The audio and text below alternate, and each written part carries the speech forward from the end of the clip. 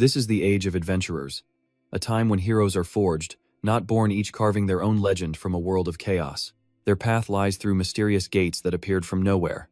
Beyond these portals, nightmarish monsters, things that have no place in the human realm. Countless adventurers have died in there, but the promise of powerful, priceless artifacts fuels the ambitions of anyone wanting to strike it rich. Our story begins at a bustling port in the city of Lit, a major hub for trade ships and adventurers alike. As their ship docked, a brown-haired boy named Damon practically exploded with excitement, yelling, "We finally made it here!"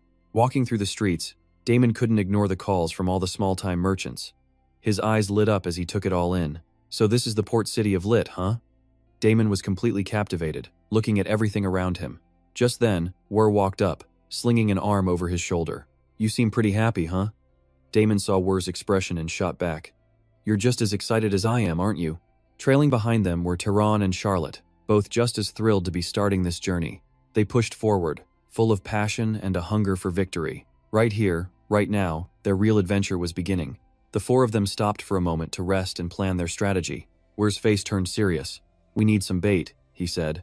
"We have no idea what's inside that gate until we enter. Too many adventurers get wiped out by surprises. And that's exactly why we need a few slaves to use as decoys." Hearing Wur's proposal, Charlotte thought it made perfect sense and agreed without hesitation. They needed someone to distract the monsters so they could escape if things went bad. So, soon after, the group headed straight for the slave market, a place that specialized in selling decoys. The merchant there greeted Ware with a disturbingly friendly smile. According to him, the market was run by the Gaff Mechanics Guild. He assured them all the slaves here were meant to be bait, so they could pick freely. He let out a big laugh, guaranteeing, "You won't regret your purchase." Then, he pointed towards a cage in front of them. "I recommend these. They've got a pretty big build. Top quality stock." Ware didn't even hesitate. He bought both of them on the spot. The scene then shifts to a mysterious, glowing red gate. Ware walked over to a large tree right next to the portal. He pulled out his dagger and carved a mark into the trunk, a sign for others that someone was inside. Looking at the tree, it seemed like no one had ever entered this gate before, which meant they would be the very first to step inside. This got the four of them even more excited. One by one, the group and their two new slaves stepped through the portal. But something felt strange about this place. As they moved forward, they were stunned by the sight of giant, glowing mushrooms in the middle of a dark forest. They'd never seen such a mystical place. This was completely different from what they had imagined. Wur, leading the group, urged everyone to keep moving. These areas are usually far from any monster lairs, so we should be safe for now. Charlotte, observing nearby, then spoke up. "We can't go back through the same gate. We need to find a new exit first, just in case." But just as she said it was safe, a huge monster with razor-sharp teeth lunged from behind her. By the time anyone realized, it was too late. Charlotte was already under attack. The entire group panicked, screaming at the sudden appearance of the massive beast. They couldn't believe a monster would show up here, of all places. Then, a horrifying realization hit them. It wasn't just one monster. They were surrounded. Wur immediately raised his rocket staff, transforming it into a bow that fired arrows of pure magic. He let one fly, striking the monster that had Charlotte. The shot forced the beast to drop her, but something felt wrong, terribly wrong.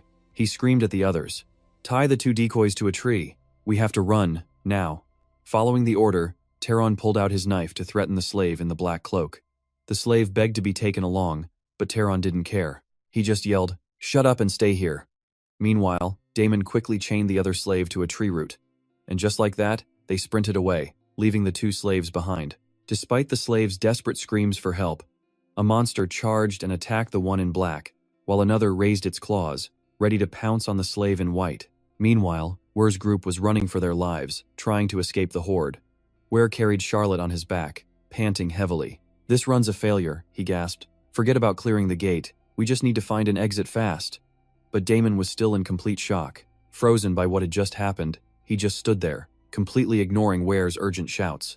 He wasn't moving. Seeing Damon just standing there like a statue, Tehran grabbed him by the collar and yelled. He said, "Move, you idiot. Listen to Ware and snap out of it. We failed this time, but we can always try again. Don't give up. We're all getting out of here." Tehran was trying his best to rally his teammates' spirit, but from behind them, another monster had already caught up.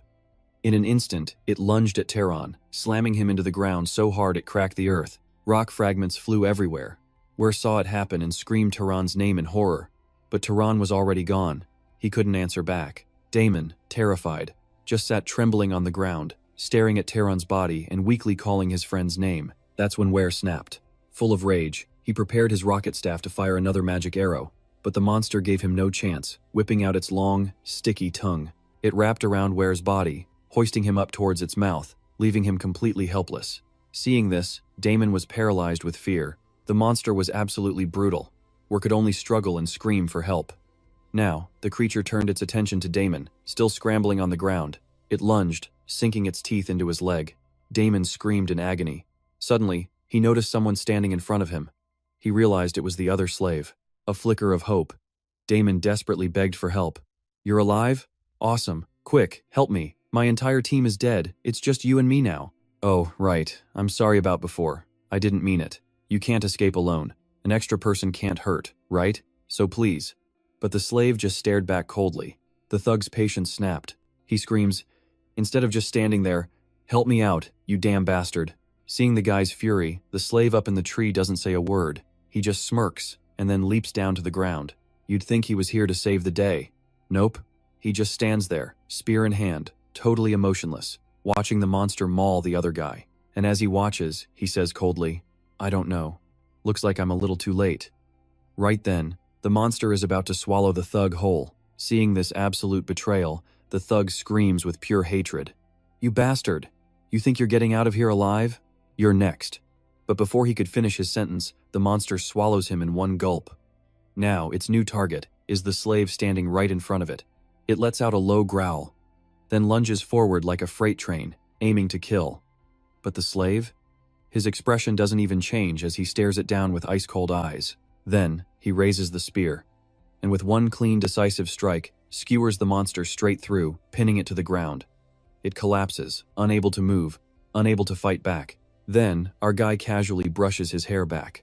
"I'm not dying here, not in a place like this.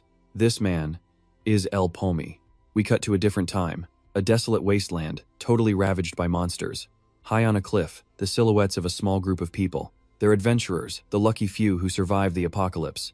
And before them, a countless horde of hideous monsters, each with its own twisted form and terrifying power. One of them stands out, a massive, three-headed beast.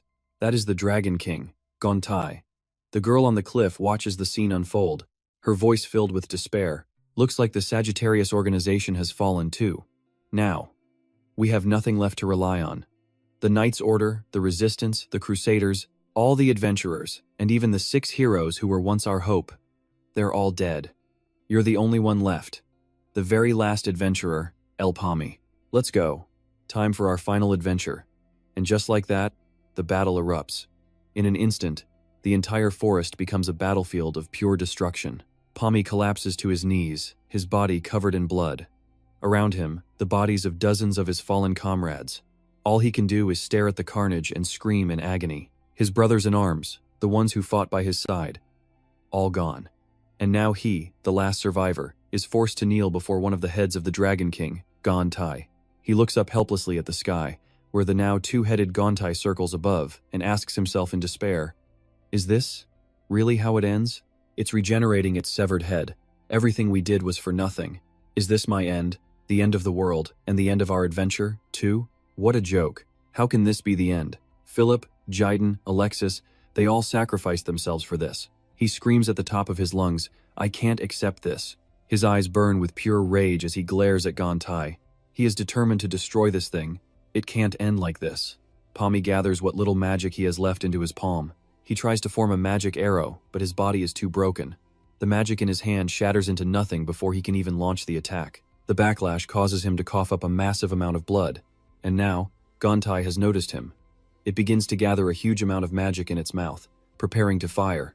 The Dragon King unleashes the blast straight towards Pomi.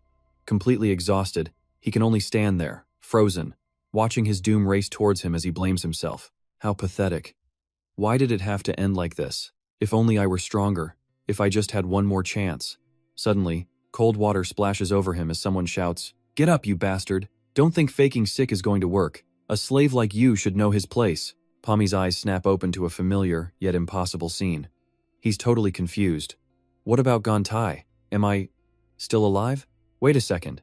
This is the slave market. His mind is reeling. The slave market was abolished a long, long time ago. But this place, it's definitely real. And that merchant, if I remember correctly, he was the one who managed me 5 years ago, back when I was a slave. That's right, it's him. So does that mean I've gone back in time? On that day, Pommy returned to the very beginning of his story, as familiar memories flooded his mind, and his first meeting with a man named Walker. It all replays itself. Pommy thinks, why overthink it? This is my second chance. Back in the forest inside the gate, Pommy wanders around, picking up any weapons left behind. He finds Walker's fire staff and examines it. The skill isn't bad, and it matches my current skill level. But this isn't enough. An adventurer needs more than just one weapon. Otherwise, coming back here was a waste of time. Suddenly, Pommy stops in front of the leg that was spat out by the monster. An idea sparks. That's right, some people hide valuables in their shoes. He checks the boot and, sure enough, finds a ring. Its name, the Ring of Telekinesis. Just then, the remaining monsters, drawn by the scent of blood, finally track Pommy down. Before he even realizes it, he's completely surrounded. They charge at him instantly, but with his incredible skills, he quickly takes down a few of them with just the tiny spear in his hand. But suddenly, another monster shoots out its freakishly long tongue, wrapping it around the spear. With a single sharp tug, it snaps the weapon clean in two. Seeing this, Pommy is actually a little surprised by the strength of these monsters. But the others don't give him any time to think. They lunge forward, mouths wide open and lined with razor-sharp teeth, ready to attack. Using Walker's staff, Pommy immediately activates the fire rocket spell. He takes down the monster in just a couple of hits. Not stopping there, he decides to test out the ring's power. With a single wave of his hand, he wipes out dozens of the creatures around him. Thanks to that one move, the number of monsters has dropped drastically. Now, the remaining ones are actually afraid of him, but he knows he can't keep this up. He thinks to himself, this should be fine, but when the monsters charge again, he instinctively jumps back because the fire rocket skill won't activate. The fire staff isn't broken, it's just on cooldown apparently. Pommy has no choice but to fall back, trying to defend himself against the swarm. With no other options, Pommy resorts to using the staff for physical attacks. He starts brutally punching and kicking each monster one by one. The staff in Pommy's hand hums with power again. With it, he unleashes a fire arrow skill, blasting a single bolt of flame, then uses his ring to fire off another volley. They rocket toward the monsters, wiping them out completely. Not a single one is left. But after the slaughter, that lizard woman is still alive. She weakly tries to speak. Seeing her still breathing, Pommy is a little surprised. She's still alive? Lucky. No, wait. Make that unlucky. The lizard woman is still trying to process it. You're no ordinary slave. Then her voice turns to rage. The spear techniques. And now magic? Who are you? How do you have that staff? And what is that on your wrist? How did you awaken? You're just a slave. Was this all part of your plan? Hearing the contempt in her voice, Pommy just gives her a cold stare. Are you done? He asks. Sorry, but you're dead wrong. Even if I had some grand plan, it wouldn't change a thing. I was going to kill all of you anyway. At these words, the lizard woman glares at Pommy, absolutely furious. She can't believe his audacity. Pommy raises his staff towards her, his voice dripping with contempt. I find people like you, who use slaves as bait, absolutely disgusting. After leaving the gate, Pommy walks down the street, drawing shocked stares from everyone around him. They couldn't believe their eyes. A slave. Returning on his own? Pommy couldn't care less about their whispers. His mind was already on his next steps. The die is cast, he thinks. I need to move quickly to avoid repeating my old fate. First things first. I need to free myself. With that thought, he stops in front of a large city building. Inside the Adventurers Guild, the guildmaster, a man named Abbas, is staring at a report from his subordinate in disbelief. He just can't wrap his head around it. A slave, back alive. And what's more, without a single scratch on him. Even crazier? He apparently survived inside a gate where all the other adventurers who went with him died. Abbas takes a drag from his cigar, thinking, something's definitely not right. After all that, he didn't run. He came right back here. Those who sell themselves into debt to become bait. They're fated to stay bait, even if they manage to survive and return. The fact he didn't flee proves he knows he can't easily escape my grasp. The only real way out for him is death. Abbas leans back at his desk, questioning his subordinate. This report is from the Gafor Mechanics Guild, isn't it? Why am I listening to this nonsense? The subordinate reports again. There's one more thing, sir. That slave. He has opened his first magic circle. Hearing this, Abbas looks utterly stunned, like he's just heard the most ridiculous thing in the world. He asks again, "You're telling me a slave, a piece of bait, opened his first magic circle?" He trails off, lost in thought. That slave will face punishment from the Mechanics Guild, and if something goes wrong. While he's thinking, the subordinate speaks up again. "Also, sir, he wants to change his contract. It seems he wishes to register as an adventurer." Hearing this, Abis is even more shocked. How could a lawless slave dare to do something like that? Seeing Abis boiling with anger, the subordinate respectfully adds, "Sir Rakan has requested that you personally look into this matter." Abis is stunned yet again, slamming both hands on his desk and shouting, "Sir Rakan!" His expression is now a mess of confusion. He thinks, the chief enforcer of the entire guild is interested in a slave for a reason like that? No way. Could it be about that? After his subordinate leaves, Abis loses interest in his cigar. He just stares out the window, deep in thought. A piece of bait. Wants to become an adventurer? Under the princess's new policy, the story of a slave like him shouldn't even exist. But in other words, people are always slaves to money. If you can't repay your loan, you're forced into hard labor until the debt is cleared. In this world, those people are simply called slaves. One day, Pomi's only relative, his father, died of illness, and Pomi became a slave. He had bought an herb called black weed from the guild on credit, but they inflated the price to many times its market value, 1 million meso. Pomi was accused of being unable to repay the 1 million meso. By the rules, he was sentenced to work for the guild without pay until the debt was settled. And so, for 6 long years, Pomi was brutally exploited. Now, it was time for revenge. Pomi is now sitting in a room, across from the Adventurers Guildmaster, Abis. With just a glance, Pomi could tell this was the guy. Rakan's right-hand man, one of the guild's top enforcers. Pomi celebrated internally. "Looks like I've caught a big fish." He then introduces himself, giving the name Elpi. Across from him, Abis seems perfectly calm, holding a hot cup of tea. "I know," he replies. "You want to amend your contract? I've heard the reports, so I'll keep this brief."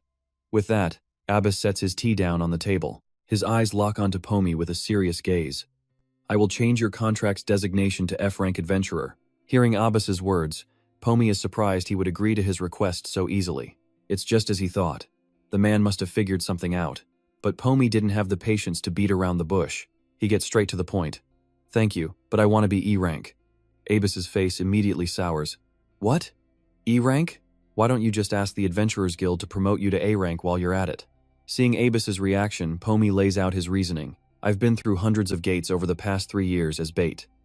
Isn't that enough experience to qualify me for E-rank?" But Abis wasn't having it. He fires back at Pomi. "Even so, you were just bait. You've never actually hunted a single monster. Risk his life when he hasn't even paid back his debt?" Puffing on his cigar, the man thought to himself, "Absolutely insane. That kid needs to know his place. If he wants to survive his first day as an adventurer, Still, why do I feel something immense coming from him?" Suddenly, Abis, feeling a bit playful, threw out a challenge away for Pomi to prove he had what it takes.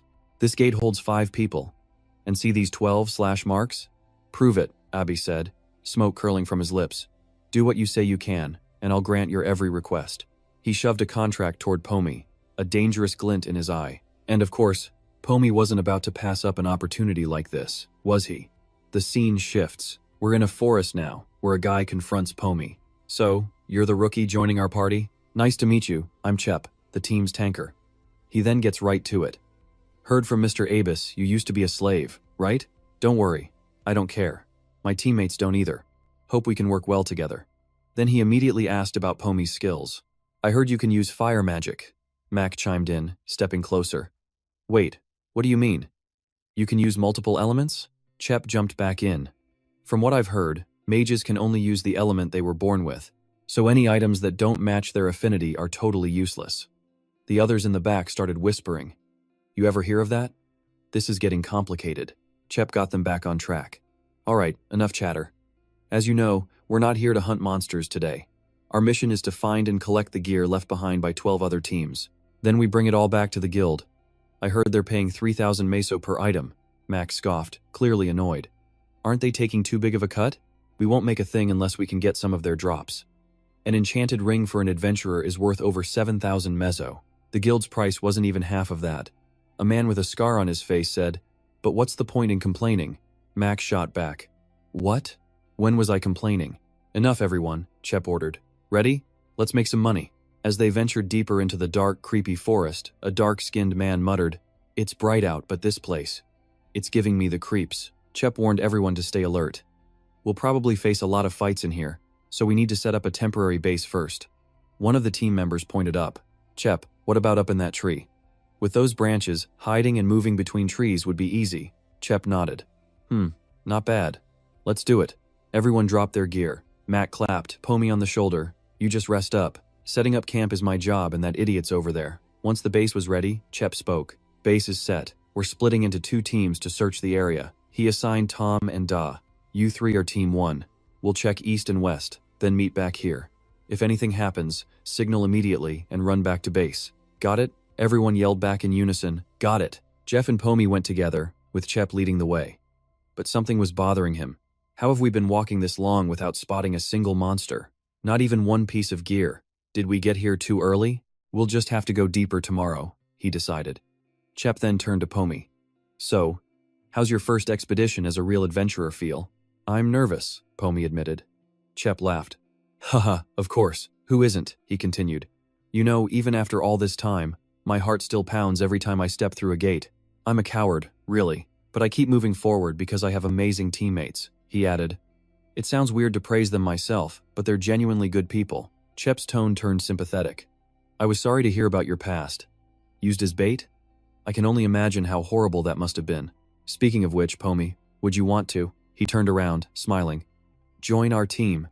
But Pommy was frozen, staring at something. Chep followed his gaze. At Pommy's feet was a patch of molten rock. Chep coughed. "Well, just something for you to think about, no pressure." That evening, everyone gathered back at the camp, a fire crackling between them. Mac sighed, looking defeated.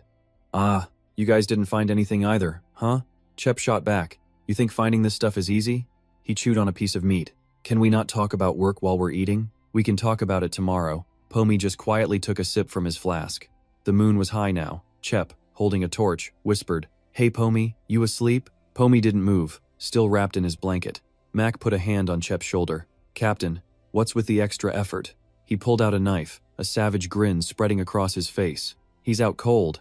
How's he supposed to answer?" one of them says. "What? You're being way too careful. Did you forget what we put in his food? That stuff can knock out a 100-kilo monster. He swallowed a ton of it," Mac says, inching closer to Pommy. "He's lucky to even be alive," the other teammate added. "Besides, that fire staff, it's gotta be worth at least 10,000 meso." Mac's eyes lit up with greed. "Let's get down to business." He plunged the knife down hard, straight through the blanket, but then Mac's eyes shot wide open. Confusion. He ripped the blanket away, and found nothing but a log with 2 pillows tied to each end. Total panic on Mac's face. Pommy was gone. The other 3 were just as shocked. This was something they had clearly not planned for. Chep completely lost his cool. He started screaming at his men, ordering them to find Pommy. And then boom! A massive explosion erupted right under Chep's feet. Flames engulfed their entire treetop base. Pommy stood on a branch a short distance away, watching the whole thing unfold. His former teammates were in a panic, clueless about where the fire came from. Confused and terrified, they scrambled to grab whatever supplies and food they could before bolting out of there. Chep cursed, wondering if Pommy was somehow behind all this. Then, right in front of them, a massive monster appeared. Its entire body was a horrifying, gooey yellow substance. It turned its gaze toward the group of men. The monster opened its massive maw and lunged. They all jumped out of the way just in the nick of time, and that's when it hit Chep. Pommy was using them as bait. The monster's attack completely obliterated their base. And Pommy just watched the whole show from the trees, a look of pure contempt on his face. He knew from the start. A gate with over 12 teams inside? Hiring veteran adventurers wouldn't even be enough, and these idiots actually thought they could use him as a decoy. Pommy's attention shifted to the monster now chasing the men below. Everywhere it went, trees came crashing down. Chep, running for his life, couldn't stop cursing his rotten luck. If he wasn't mistaken, that thing was a golden slime, a creature that rarely ever appears in the Windwood world. It's a rare monster that only shows up when a red gate opens. Its body is pure acid, making it a nightmare for any close-range fighter. This thing is deadly. And the worst part? Before Chep could even finish his warning, the monster was already powering up an acid attack. He screamed at the others, "Run!" The scarred guy's heart skipped a beat. A ranged attack. Where the acid hit, the ground just melted away, sinking into a sizzling pit. That move is called Acid Arrow, a nasty skill where it literally weaponizes its own body. And now, it was on the hunt, chasing them down. It kept firing, one acid bolt after another, right at their heels. Someone yelled, "How are we supposed to fight this thing?" Chep's answer? "We don't. We get out of here, now." "The acid arrow has a 1-minute cooldown," Chep explained. "We just have to survive, then aim for the core in its head." That glowing orange orb inside the slime, that was the key. The moment the monster stopped to recharge, one guy got cocky. He turned right back around, charging straight for the slime, completely ignoring Chep's plan. He shouted back to his team, "Leave this thing to me," and sprinted forward. Chep screamed for everyone to charge together, but it was too late. Before anyone could react, zap! The fool was hit dead on by an acid arrow. His body just split in two. Gone. Chep was horrified. But there were still 10 seconds left on the cooldown, he thought. Then the slime unleashed a volley of acid bolts. Chep's team couldn't escape. The acid washed over them, melting them down to bone in seconds. And watching from behind a tree was El Palmi. The intel wasn't wrong, he thought, but there's a catch. A golden slime gets stronger by eating item fragments, which shortens its cooldown. You could even see the weapons it was absorbing. El Palmi sized it up. With that massive body and its devastating acid arrow skill, he finally got it. This is why all the other teams who came here got wiped out. The power level was just overwhelming. Looking at the trail of destruction it left behind, El Palmi realized this thing is strong enough to be a gold-level gate monster, twice the strength of a red gate monster. This was completely out of a First Circle Adventurers League. Because of it, this dungeon was probably picked clean of items. Looks like the mission's a bust. But then, he remembered Abus's words. "Prove it." A smirk crossed his face. At the same time, the slime's gaze locked onto something. And then boom! A blast of fire tore through the air, punching a massive hole right through the slime. Acid splattered everywhere, melting the ground below. But the slime instantly regenerated, letting out an angry roar. From a tree branch above, El Palmi mused, "A direct hit on the core. Not bad. At this rate, I'll only need 4 more shots. No, scratch that, at least 5 more." A white fluid was leaking from the wound now. El Palmi gripped the dagger at his side. Well, he thought, that changes things. He raised his dagger, his voice ringing with confidence. "I'll prove it," the slime answered with an acid arrow. El Palmi dodged, leaping from the tree in a flash. The assault was relentless. But El Palmi was already in motion, dodging and throwing a dagger tied to a rope. With a sharp cry, he gripped the rope tight, activating his telekinesis ring. His mind was focused. This has to be a direct hit, no missing. A normal mage could never pull this off, but he wasn't normal. He was the best ranged fighter there is. One hand on the rope, the other gripping his staff, he countered the slime's attack. His rocket staff transformed, creating a bow of pure energy. Firebolt arrow! The flaming arrow slammed into the slime, making it stagger. It fired back with acid, but El Palmi was already airborne, using the rope to swing clear. 4 more to go, he thought. He fired again. Another direct hit with the firebolt arrow. 3 left, he counted, as the slime went into a furious rage. He weaved through its attacks with ease and launched another arrow. 2, he yelled. But this time, the slime dodged. El Palmi was surprised. It dodged? For something that big, it was fast. But then, he activated his telekinesis ring on the flying arrow. It's not over yet, he thought with a grin. The firebolt arrow suddenly changed course mid-air, striking the slime from behind. A direct hit. The core was finally exposed as El Palmi landed. He aimed his staff. Last shot. But the slime suddenly raised its massive arm, preparing for a devastating slam. With a quick glance, El Palmi used his ring, sending his roped dagger flying into the ground behind him. The slime smashed down where he'd been, but he was already gone. He used his legs to brace against the rope's tension and aimed his staff. Firebolt arrow. The slime raised its arm to block. El Palmi just smirked. He used the ring again. The arrow curved beautifully around the slime's arm, striking the exposed core head-on. A direct hit. Cracks began to spiderweb across the core's shell. The slime let out a final shriek as it began to glow, ready to self-destruct. A massive explosion erupted. El Palmi was already running as a tidal wave of acid poured out. He launched his dagger forward, using his telekinesis ring to wrap the rope around a distant branch. He swung high into the air, narrowly escaping the rushing river of acid below. Everywhere the acid touched was instantly destroyed. After the deadly flood finally cooled, smoke filled the air. El Palmi landed and looked around the wasteland until something caught his eye. A single, glowing red gem.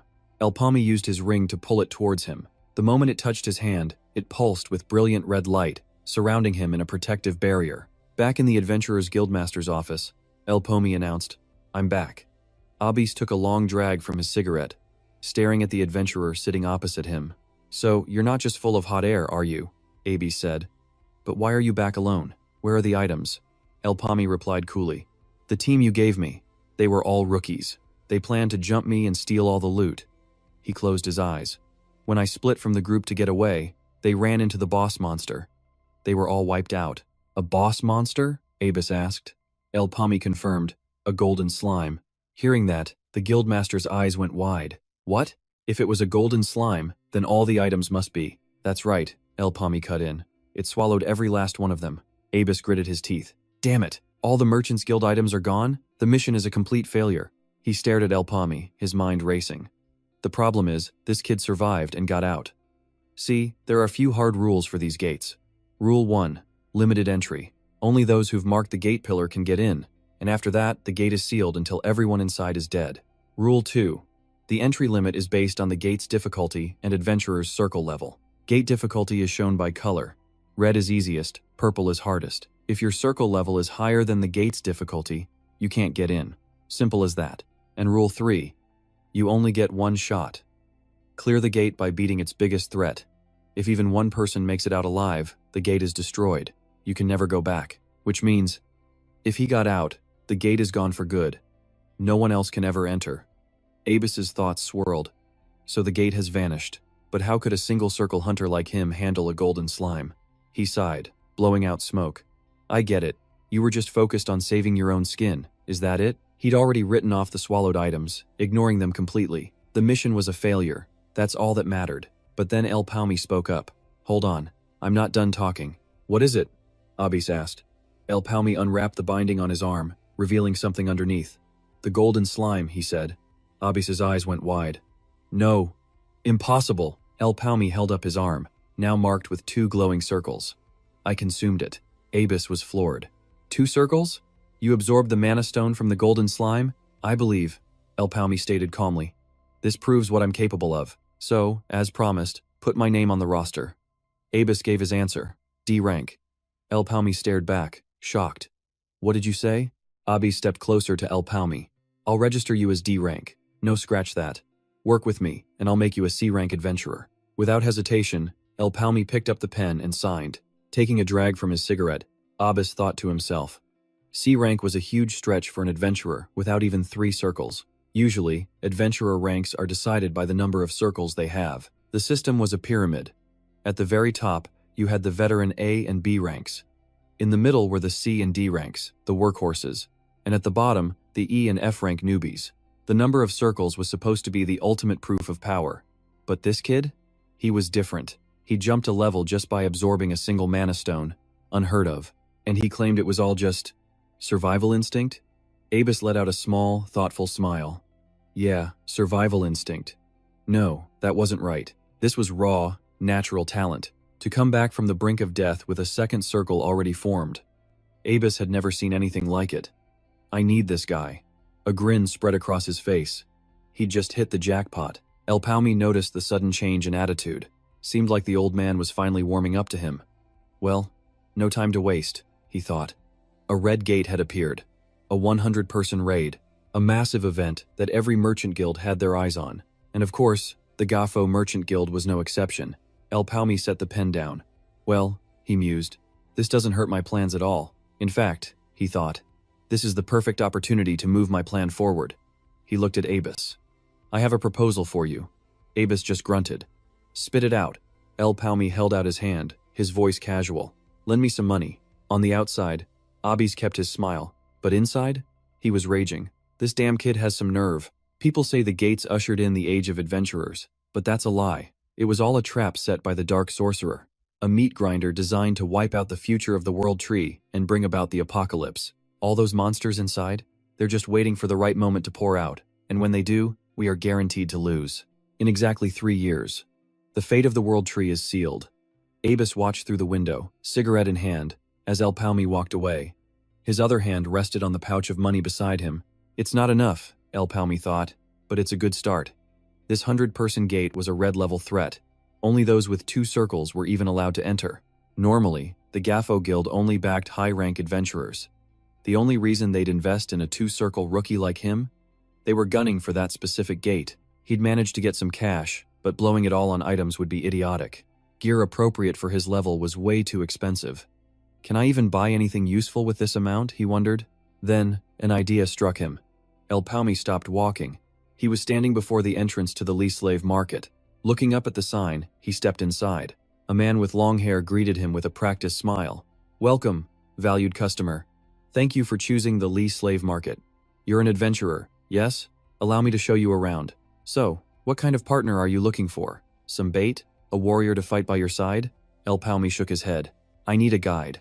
The man just stared, completely thrown off. Deep underground, the long-haired man led him down a dark corridor. "This here is the punishment block," he explained. "It's where we keep the defiant ones, like the guy you're looking for." He stopped and pointed to a cell. "In here." Chained up inside was a man, slumped against the wall. The guide swallowed hard, turning back to El Palmi. Sir, are you sure you want him? This one's difficult." But El Palmi was certain. "I know." He stepped closer to the bars. "He's the one." "Debo." The prisoner glared back, his eyes filled with pure hatred. "Before I returned to the past," El Palmi remembered, "one person's death sped up the destruction of the World Tree. The hero of the Calamity Pike, Iran. She was murdered. And her first and only disciple was the man who triggered the end of the world, the hero killer himself. Debo. It's him. You came for me?" Debo sneered. He spat on the ground. "Do I know you? Piss off." The guide quickly tried to smooth things over. "My apologies, sir. His mind is a little. His behavior is different from how I remember," El Palmi thought. "But right now, he's just a slave. Treating a potential buyer like this. He's got guts. I'll give him that." The guide sighed, exasperated. "He's a complete mad dog." El Palmi smirked. "It's not just his personality," he thought. "His skills are just as crazy." After the apocalypse began, he was one of the few who stood out besides me, of course. We were always being compared. We came from the same region, awakened around the same time, and our power levels were neck and neck. But the biggest thing we had in common was this. El Palmi looked him in the eye. "How much to buy you?" Once he was unchained, Debo shot him an annoyed look. "What, are you some rich kid? Think you can afford anything?" He threw out a challenge. "How about 1,000,000 mel? Can you handle that, rich boy?" El Palmi knew the truth. We're both desperate for cash. He remembered Debo had a sister suffering from the black blood disease. Debo scowled. "No money? Then scram." Debo stopped mid-sentence as El Palmi calmly pulled out a thick wad of cash. His jaw dropped. El Palmi held it up. "1,000,000 mel? For real?" Debo yelled. "That's not counterfeit, is it?" Even the guide was shocked. "Are you serious?" "Hold on," El Palmi said, looking at Debo. "Listen to my terms first. The contract is for 1 year, profit share is 70-30, and I get first pick of any items from the gates." The guide was baffled. "This isn't a slave contract. It's a party contract." El Palmi produced a document. "Here it is. Read it." Debo snatched the paper. "You better not be lying." Without a second thought, he bit his own thumb and slammed the bloody print onto the contract. He agreed without even hesitating, El Palmi noted. "Must be because his sister's life is on the line." He smiled. "Now that the deal is sealed, let's head to the gate." Debo cracked his knuckles. "Just point me the way." El Palmi gave him a hard look. "You better prove you were worth the price, Debo." Debo just scoffed. "You'll never see anyone work harder than me." Out in the forest, Debo trailed behind, holding a massive axe. "Look, boss, I appreciate the new weapon, but I'm a longsword user. Can we go back and swap this thing?" El Palmi didn't even turn around. "From now on, you'll learn how to use a calamity pike. If you don't like it," he added, "we can always break the contract." Debo just grunted in annoyance. "So what, you're testing me with this gate?" El Palmi glanced at the pillar. Red level. And the entry limit had dropped to just 8 people. "Looks like we're in the right place." Debo looked around, confused. Where's the rest of our party?" "A boss with your kind of cash must have some top-tier teammates, right?" He kept looking around. "Okay, at the very least, you brought a healer, didn't you? A fight's a fight, but a healer makes everything better." El Palmi turned back to look at Debo. Debo was confused. "What's that look for? Why are you staring at me?" he asked, a little worried. "Wait, don't tell me." But his boss, El Palmi, just said, "Don't worry about teammates. We have enough people." Debo clutched his chest, sighing in relief. "Knew it. Just scaring myself again." El Palmi raised a hand, pointing straight at Debo. You. Debo stared blankly. What? Me? He yelled. Wait, no way. But Elpame just shoved him straight into the portal, saying, Stop wasting time. Get in there. Debo screamed as the portal spat them out. He face-planted hard. Ah, are you crazy? He yelled, furious. That gate was for 8 people. What is wrong with you? Do you think this is some kind of joke? And besides, I have to use this weapon. Elpame just frowned as Debo stammered on. But suddenly, a loud noise erupted nearby. A massive cloud of dust kicked up as they moved. Debo's voice was tense. They're stumps. He gripped his halberd, thinking, Oh great, this is all my fault. These things were notorious for their tough hides. Swords and spears could barely scratch them, and now they were facing a whole swarm. Elpame stepped forward. Get out of the way. Debo tried to stop him. Wait, hold on. But Elpame had already unleashed his fire arrow. One of the stumps took the hit, losing half its face. It barely had time to screech before it went down. Debo was in shock as one fire arrow after another wiped out the entire horde. The whole swarm of stumps was annihilated in the blink of an eye. Elpame said, What a disappointment. We just got here and you're already like this. Don't make that mistake again. Debo just stared at him. He thought to himself, Who is this monster? The scene changes. That evening, at some fancy mansion, a woman in armor is kneeling to report. The merchants have taken the bait. The plan will take more time, but the people we're sending have already been chosen. A man holding a wine glass stared out the window. The woman asked, So, should we proceed with the operation? The man, his eyes glowing red, simply answered, Yes. The woman bowed her head and left. The white-haired man raised his glass of red wine. Everything will proceed according to that person's will. He will liberate the Arbor Mundi. Back on the field, the stumps lay scattered everywhere. Debo held up a bag of their mana stones. 27 of them. I've collected all the mana stones. Elpame just grunted. Good. Let's go. Debo quickly replied. Yes, sir. The two walked under the scorching desert sun. Debo thought to himself, I thought he was crazy, but this guy is on a whole other level. Was that a remote control skill? I've never seen anyone use fire arrows like that. Debo smirked. Traveling with someone this skilled meant he was about to get seriously paid. Awesome. A 70-30 split would cover his medical bills and living expenses. There, Elpame said. The two of them hid behind a rock formation. Debo peeked out. Another group of stumps. Looks like 8. No, 9 of them, Elpame replied. A perfect number. Debo was confused. Huh? What do you mean? Elpame just stared him down. Suddenly, a loose rock fell, waking up the entire pack of stumps. Debo leaped from above, halberd in hand, and sliced one of the monsters clean in two. The whole swarm went wild. Debo thought, Crap, I have to fight them myself? I've never used this weapon before. This is a huge pain. He felt like even 10 lives wouldn't be enough for this. Debo shouted while blocking their attacks. You damn boss. From a distance, Elpame stood watching, analyzing him. He noted, he's used to swords. No wonder his movements are so awkward. But he'll soon see that the halberd is the weapon that will make him stronger than ever. There was no need to doubt his talent, because he was the only one chosen to be the student of the halberd hero, Iran. A stump roared, and Debo cut it down with a single, powerful strike. He was surprised. Whoa, this halberd is strong, and its attack range is huge. This might be even better than a sword, and when I relax my grip, it feels even lighter. So what if I hold it like this? Debo changed his grip on the halberd and sliced another stump in half. He then moved fluidly, wiping out the rest of them. Elpame crossed his arms, thinking, he learns fast. To have this much skill even before his awakening, Debo suddenly stopped. The rocks above him started to crack and crumble. Then, a massive tree branch burst out from the ground, swinging right at him. Debo looked up. What the? He screamed. It's a Stampy! The giant Stampy attacked Debo. Luckily, Elpame saved him, shoving him aside. He then raised his fire staff and said, It's just big. That makes it an easier target. Elpame launched a fire arrow. Debo thought, That's more like it. Time for some magic. But the Stampy used its own branches to block the attack. Debo was shocked. It blocked it. Elpame created another fire arrow while activating his telekinesis ring. He thought, It reacted faster than I expected. How about this? Remote control. Activate. The fire arrow flew in circles around the Stampy, then looped around to its back. Just one hit is all I need, Elpame thought. But somehow, the Stampy blocked that too. Elpame was stunned. It blocked that one as well? The two of them started running for their lives. Debo yelled, So magic is useless too? What are you standing there for? Run if you don't want to die, El Palmy was thinking. It's not that the attack was useless. It shouldn't have been able to block the fire arrow. The problem is those branches.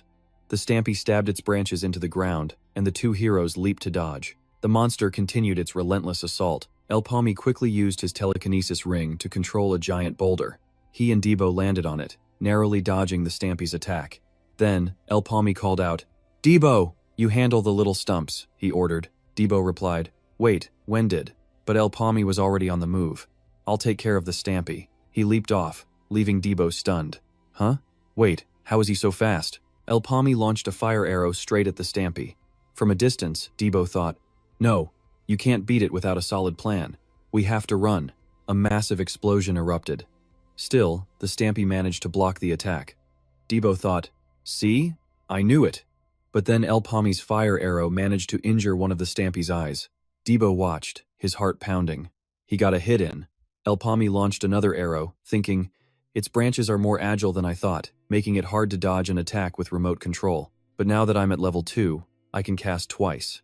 With a single shot, El Palmy pierced one of the Stampy's branches, making it scream in pain. While fighting off the smaller stumps, Debo watched the main event. Unbelievable. There was another arrow hidden behind the first one. No matter how fast it is, it can't dodge consecutive attacks like that. Even the giant Stampy couldn't handle it. This guy was more than a monster. Debo's focus suddenly shifted. He thought, "Wait, no." The smaller stumps were getting close to El Palmy. He screamed, "Behind you, watch your back." Crap, he thought. There were too many of them. I let a few slip past. El Palmy wiped out the incoming stumps with a casual fire arrow. He turned and scowled. "Debo, you can't even handle these little guys?" The Stampy saw its chance, attacking while El Palmy was distracted. El Palmy jumped back, thinking, "The second I let my guard down." One of the Stampy's branches was about to smash him, but Debo grabbed El Palmy's shoulder and shoved him back. "Ha!" he yelled, using his halberd to sever the Stampy's branch. Debo turned back, grinning. "Ha! I just saved your life. Aren't you going to take back what you said?" El Palmy just smiled. He seriously held up his staff, forming 2 fire arrows at once. "All right," he said. "You're finally pulling your weight." Together, they shouted, "Let's do this." El Palmy gave the final command. "Okay. Attack." El Palmy unleashed both fire arrows, and another one of the Stampy's branches got completely obliterated. The monster roared in pain as El Palmy's arrows flew, and at the exact same moment, Debo closed the distance. Slice. Debo's halberd severed one of Stampy's limbs, while El Palmy's arrow curved around to destroy another one. El Palmy thought in surprise, an attack from both sides. He called out, "I'll take the right." Debo gripped his weapon and shot back. "Then the left is all mine." The two of them moved in perfect sync, attacking at the exact same time. Debo leaped into the air, slicing through 3 of Stampy's branches. But then another limb whipped out from behind, smashing into him. He cried out in pain, stumbling to his knees and coughing up blood. Debo plummeted to the ground, screaming, "El Palmy!" Down below, El Palmy summoned a slab of rock to catch him, but Stampy shattered it instantly, sending Debo falling once again. El Palmy thought, "Okay, this is getting messy." He levitated the surrounding rocks into platforms. Debo made a rough landing on one, ducking just in time to dodge another attack. "Damn," he muttered. "That was way too close." Stampy destroyed the rock Debo was standing on, but he was already airborne, leaping to another platform.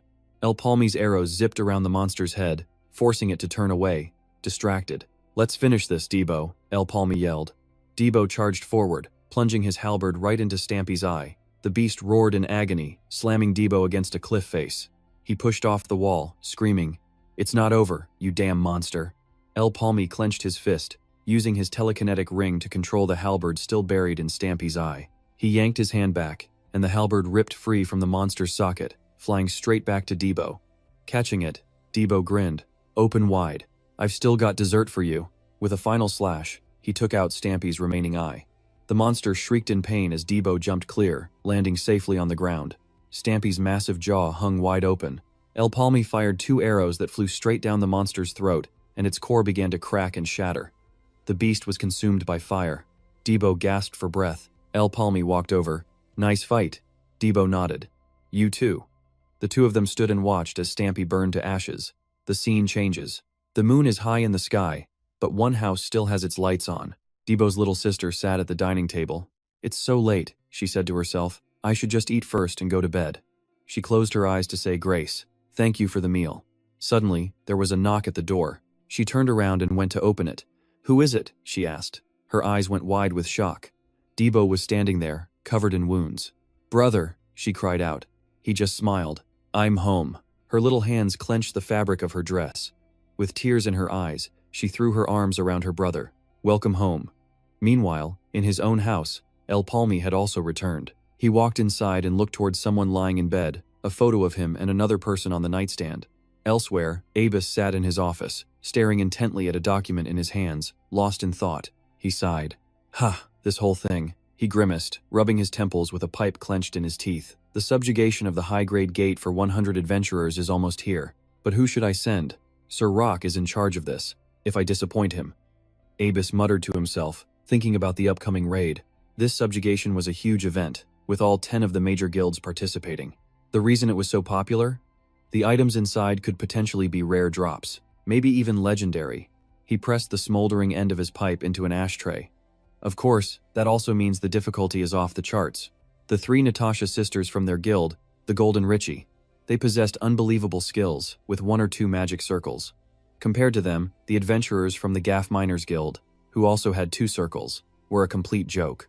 To be blunt, the manpower of the other 10 major guilds, including Golden Richie, was incredibly strong. Among them, their guild was the one with the worst reputation and the weakest members. He clutched the paper with El Palmi's picture, hesitating as he mumbled, I'm not so sure, but… Suddenly, the door to his office was thrown open. Who dares enter without knocking? Abis growled, annoyed. But when he saw who had walked in, he froze. He shot to his feet, stammering the man's name. Sir. Karan. Karan immediately cut to the chase. How is the member selection for the gate team coming along? Abi stepped aside, offering his chair to Karan. He bowed his head and reported, I'm sorry. It's still not. Hearing that answer, Karan looked deeply displeased. He chastised him. You're working a bit slow, Abis. Not like you at all. What about those adventurers you mentioned before? Abis quickly replied, regarding El Palmi, I'm still quite worried about him. Trep's entire party died, and there's no way to confirm what happened in there without any witnesses. He might be genuinely skilled, but for something this important, we need to be certain. Karan's calm voice cut through the air. Then why don't you just test him again? A worried expression crossed Abis's face as Karen continued.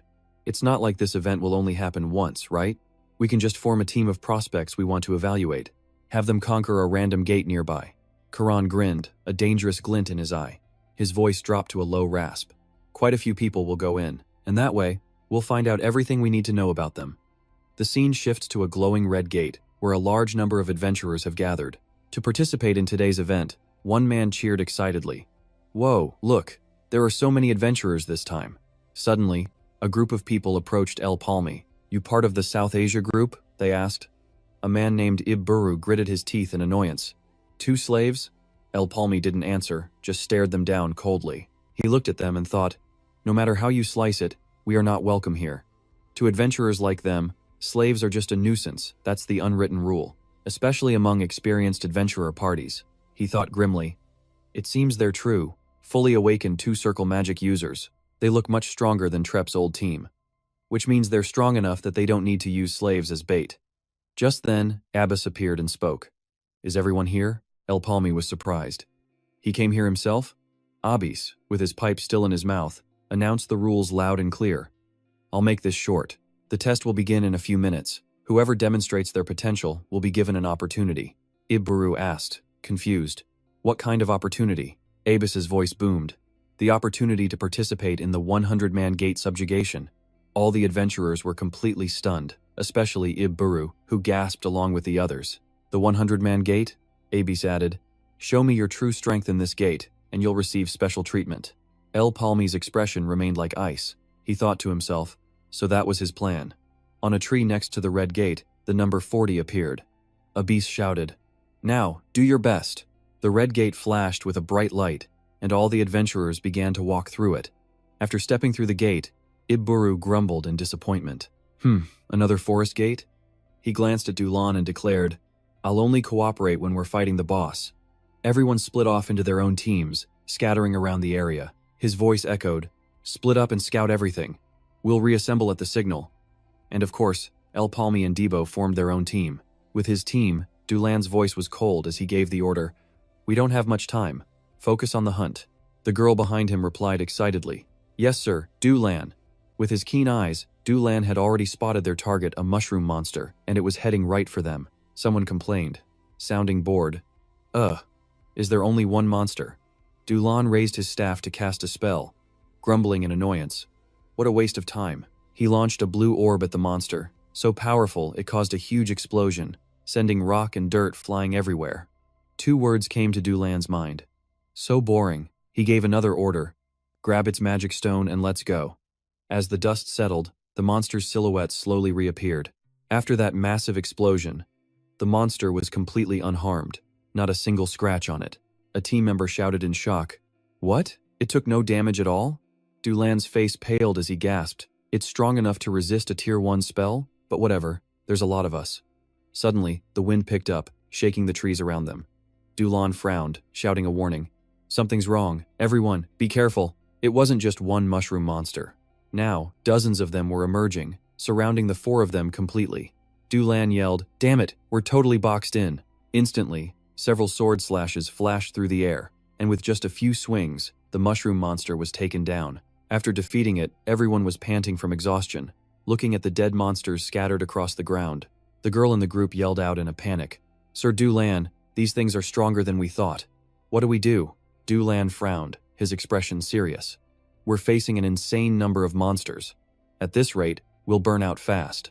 The girl's face grew even more terrified when he added, and if that happens, our lives will be on the line. Forget the plan. We need to go for the boss alone, and fast, before these mobs drain all our strength. Elsewhere, Aopaimi spoke with a cool frown.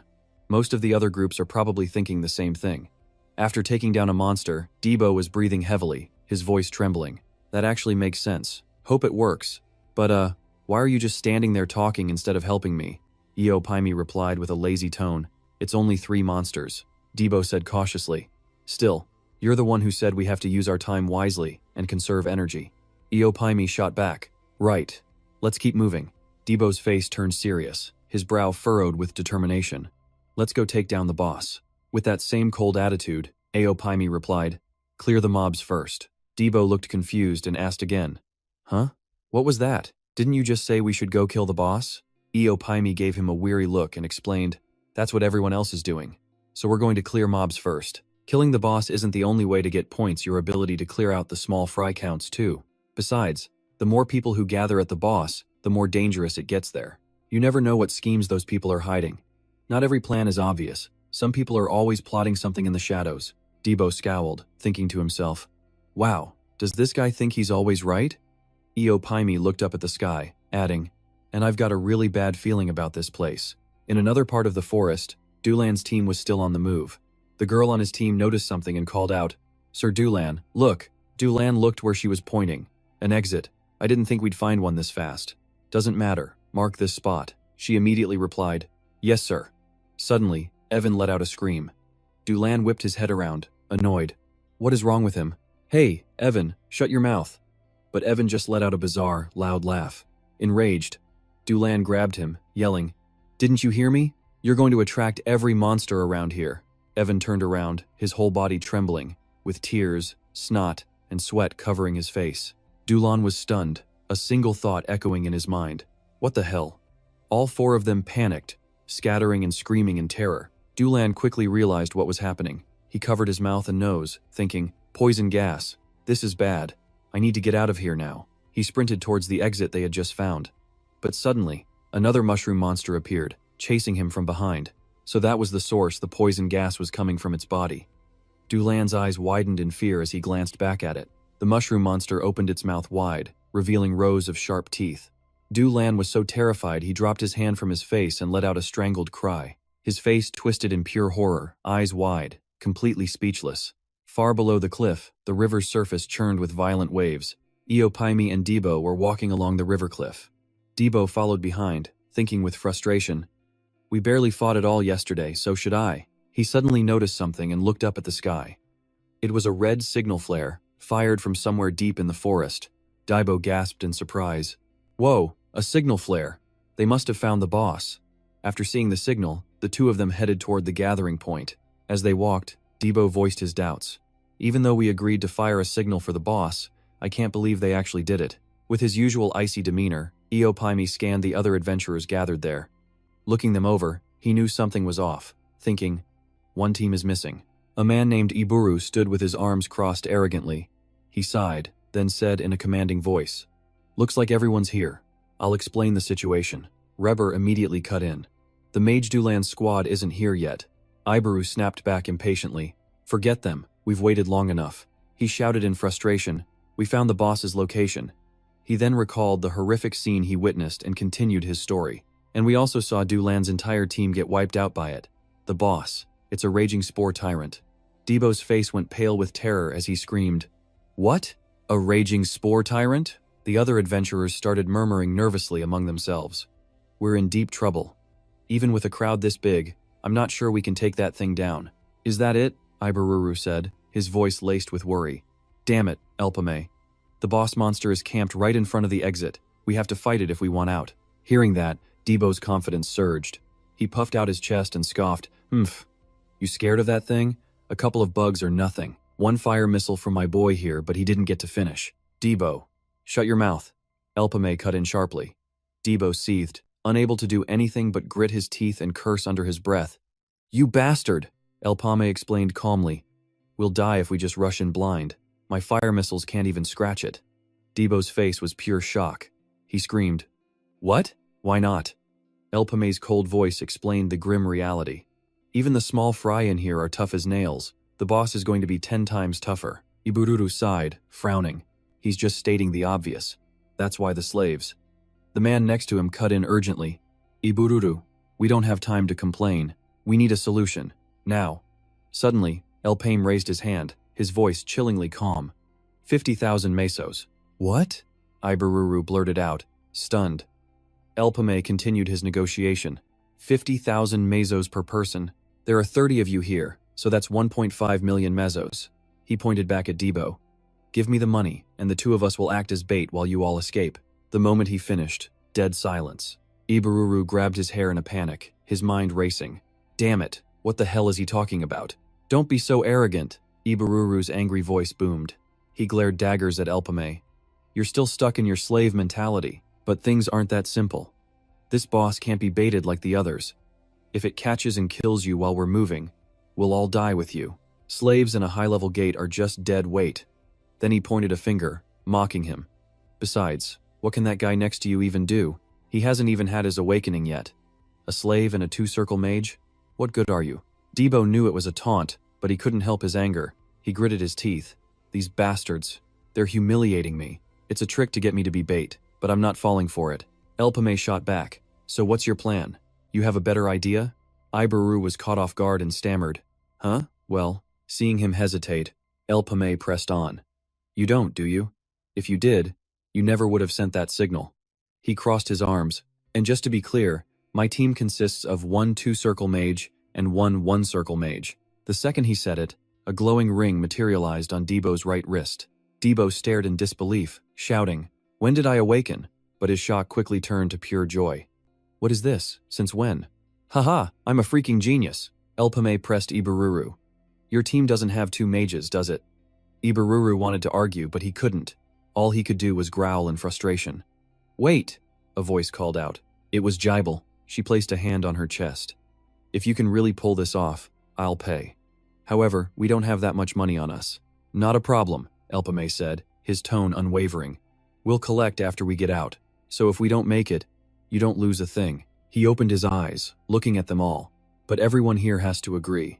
As they hesitated, he pushed them. "Decide now." Meanwhile, in the passage Dulan's team found, a toxic purple gas filled the air. The boss monster stood blocking the path, slowly, consuming Dulan's corpse. Suddenly, a gust of wind kicked up nearby. It turned its head just as a fire missile slammed into it. The blast hit the bug monster square in the face, causing a massive explosion before it could react. Purple smoke filled the air. Elpame gave the order. "Debo, we move the second it sees us." Debo was still annoyed. Are we really doing this?" But the monster wasn't dead. A piercing red light flared from its eyes as it locked onto them. In an instant, it charged. "Here it comes," Elpame warned. They both bolted in the other direction. Debo glanced back and yelled, "How is it so fast?" With its long legs, The monster closed the distance in seconds, its massive jaw filled with razor-sharp teeth wide open. It was right on their heels. The purple-haired girl shouted, "Now, everyone, go! Activate the gate before those two get killed." A man next to the portal slammed the activation button. A bright blue light erupted from it. Instantly, a swirling blue vortex appeared. "Summon it! Hurry!" Jibble yelled. On the other side of the cave, the chase was still on. The boss was relentless. Debo grimaced. Just then, other smaller mushroom monsters lunged at him. He cursed in frustration. "Shh! Damn it! You think I'm an easy meal?" He gripped his axe, channeling magic into the blade until it burst into flames. Debo raised the fiery axe high and roared, "Get lost!" He brought it down in a powerful arc, slicing through the monsters and burning them to a crisp. Just then, the boss monster opened its blood-stained maw, ready to devour Debo whole. Without missing a beat, Elpame blasted it with another fire missile, pushing it back as they kept running. The boss roared in fury. Elpame immediately launched another spell. "Here's another one!" he yelled. But this time, the monster dodged. Not giving up, Elpame used another spell, trying to steer the attack into the creature, but it leaped into the air, avoiding the hit. No matter how many spells Elpame threw, the monster was agile enough to dodge every single one, and then it was charging them again. "Ah, it's gaining on us," Debo screamed in a panic. Up ahead, a cliff. "Jump," Elpame yelled. Together, they leaped off the edge. The monster swiped its claws, trying to grab Debo. "Hey, you stupid bastard," Debo yelled, taunting it. He flipped it off with a huge grin. "Eat this." Right behind him, Elpame raised his fire staff, unleashing one final, powerful fire spell. Elpame watched, his face expressionless, as the explosion hit. His missile slammed directly into the monster, creating a massive blast that sent rock and debris flying everywhere. They quickly moved to get clear. The monster's body crashed into the river below with a deafening splash. The strong current immediately began to carry it downstream. Debo dropped to his knees, panting heavily. Damn mushrooms. Almost died. After floating down the river, they managed to climb ashore. While Debo was still catching his breath, Elpame calmly wrung out his cloak. Debo gasped for air, asking, "What in the world are those things?" Elpame wrung out his cloak and answered, "Haven't you heard? That's the boss monster around here. Looks like we'll need a better plan if we want to take it down." Debo was stunned to hear him say that, and he stammered out a question. "Another boss? Are you saying we're actually going to fight that thing?" "I didn't hear you right, did I?" Elpame replied calmly. "Oh, you heard me perfectly." Debo shuddered and screamed in horror. "Are you messing with me?" Elpame just looked at him, his voice ice cold. "What's the problem? Didn't we come here to hunt monsters?" Debo, his face a mask of terror, yelled back. "That was before we knew there was a poison mushroom boss here. Don't you know when to retreat?" With that same flat tone, Elpame's chilly voice cut in. "You can't re-enter the gate once you leave." Debo growled through his teeth, spitting out each word. "I know that." He couldn't understand it. Weren't they supposed to get out of here after being the bait? How could they possibly kill that boss when even magic missiles had no effect on it? Didn't he say they'd die if they fought that thing? Elpame closed his eyes. "The situation has changed. The competition is over, so now we get bonus rewards for this." "Isn't that great?" He looked down and added, "You're talking about danger. Are you trying to break our contract?" Debo froze, thinking hard. He opened his mouth to say something, then stood up, scratching his head. "I wasn't thinking about that at all. You're gonna pay me more for this, right?" A small smirk appeared on Elpame's face as he answered, "Of course." Hearing what he wanted, Debo pressed on. "At least tell me how we kill it when arrows and swords don't work." Elpame's voice was sharp. "I have no intention of dying here." Debo looked shocked, then hesitant. "There's a way?" He stared into Elpame's terrifyingly calm eyes, asking, "A way? To kill that thing?" The scene changes to the red gate. Seeing everyone else emerge, Abbas looked surprised, muttering to himself, They're already out? For a 30-person gate, didn't they clear it a little too fast?" He approached the purple-haired girl and asked, "Jebber, what happened in there? Looks like a few people are missing. Are they still inside? They haven't come out yet?" Jebber, gasping for breath, yelled, "We failed to clear the gate." She struggled to regain her composure and explained, "Dulan's team was wiped out, and Elpame is still inside. We only escaped because he and the others acted as bait for us. The boss in there is impossible to handle. It's just too strong." Abas's face darkened as he listened to her report. He frowned, letting out a sharp, his voice dripping with anger. "So you did nothing but run away?" Jebber quickly shouted her explanation. "The boss is a rampage spore mushroom. It's too powerful. We couldn't do anything." Abis threw his pipe to the ground and crushed it with his foot. He turned to leave, saying decisively, "We're going back." Jeber, confused, yelled out, "Sir Abis, wait!" She pointed at the portal, her face twisted in a desperate plea. "El Pami's team hasn't come out yet. The gate is still open. They might be alive." Abis remained completely cold, his voice flat. "They won't survive. It's just a matter of time. Didn't you say it yourself? The boss is a rampage spore mushroom, correct?" Jeber was speechless as Abis continued in that freezing tone. "If you want to wait, you can wait by yourself. I don't have the time." With that, he thought disdainfully, "Useless trash. Well, they were unlucky to run into that mushroom boss here." He walked away with his two subordinates thinking, the two remaining groups taking down that monster? Impossible. Time to cut our losses. I don't want to waste any more time on average adventurers like them. Inside the gate, the mushroom boss was still alive, even after falling into the river. Abis's thoughts continued. What I want is an adventurer who can defeat a creature like that. El Pami stood on a cliff, transforming his magic rocket staff into a bow. He drew it back, aiming a magic fire arrow toward the mushroom boss. El Pami's expression was completely unreadable as he thought, someone who can make the impossible possible. He whispered to himself, "Let the hunt begin," and released his powerful fire arrow.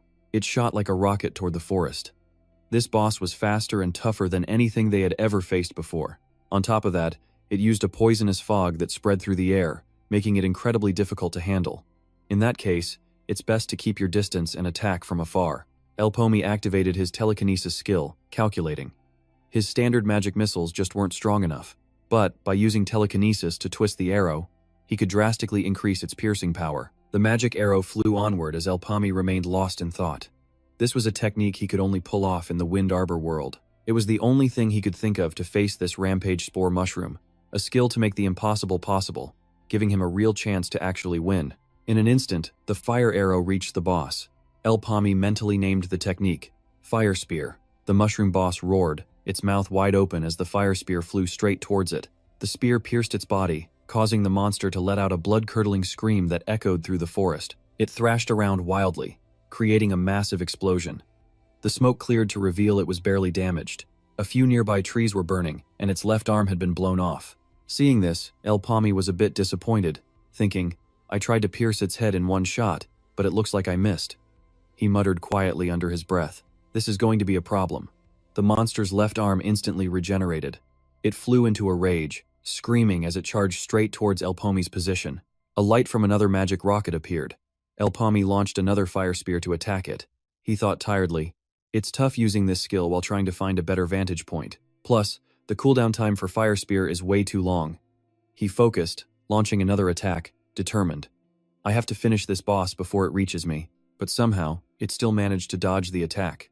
Down below the cliff, Debo was waiting in ambush. The mushroom boss opened its mouth and let out a pained shriek. El Pami immediately roared out the command, now! Debo gripped the rope in his hands and pulled with all his might. The other end was tied to a tree on the opposite side. The tightened rope tripped the mushroom boss, sending it tumbling down into a mud pit below the cliff. It struggled to stand, covered in thick mud. El Pami looked down from above with an ice-cold stare. The monster, furious, was about to charge him. That's when Debo yelled out a taunt. Hey, you smelly mushroom! His sharp axe came flying from behind. Hearing the sound, the monster turned its head just in time for the axe to slam right into its face. Debo's surprise attack sends the monster staggering, completely off balance, as the axe flies right back into his hand. Watching the poison mushroom boss struggle, a grin spreads across Debo's face. Finally, he says, I can breathe a little easier. He waves his hand tauntingly. The air's much cleaner now. How about we play for a bit? Debo readies his axe. The colossal beast stalked closer. El Pami watched, calculating. Were the conditions right? The key to this whole strategy? Luring it into the swamp. See, monster hunting is all about neutralizing your prey's advantages. Once it's stuck in the mire, its greatest weapon is gone. And right on cue the monster roared, baring its fangs and claws. Debo's eyes burned with resolve as he shouted, What's wrong? Can't do anything with your pores all clogged up?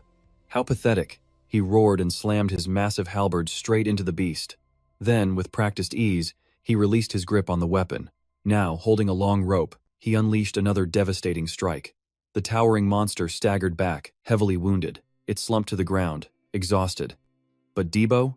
No mercy. He unleashed another powerful attack, even hurling his halberd forward. The weapon grazed the monster's body. As he fought, Debo explained, "We didn't drag this thing here just to clog its pores. A murky swamp like this? It's the worst possible battlefield for any monster that relies on pure speed."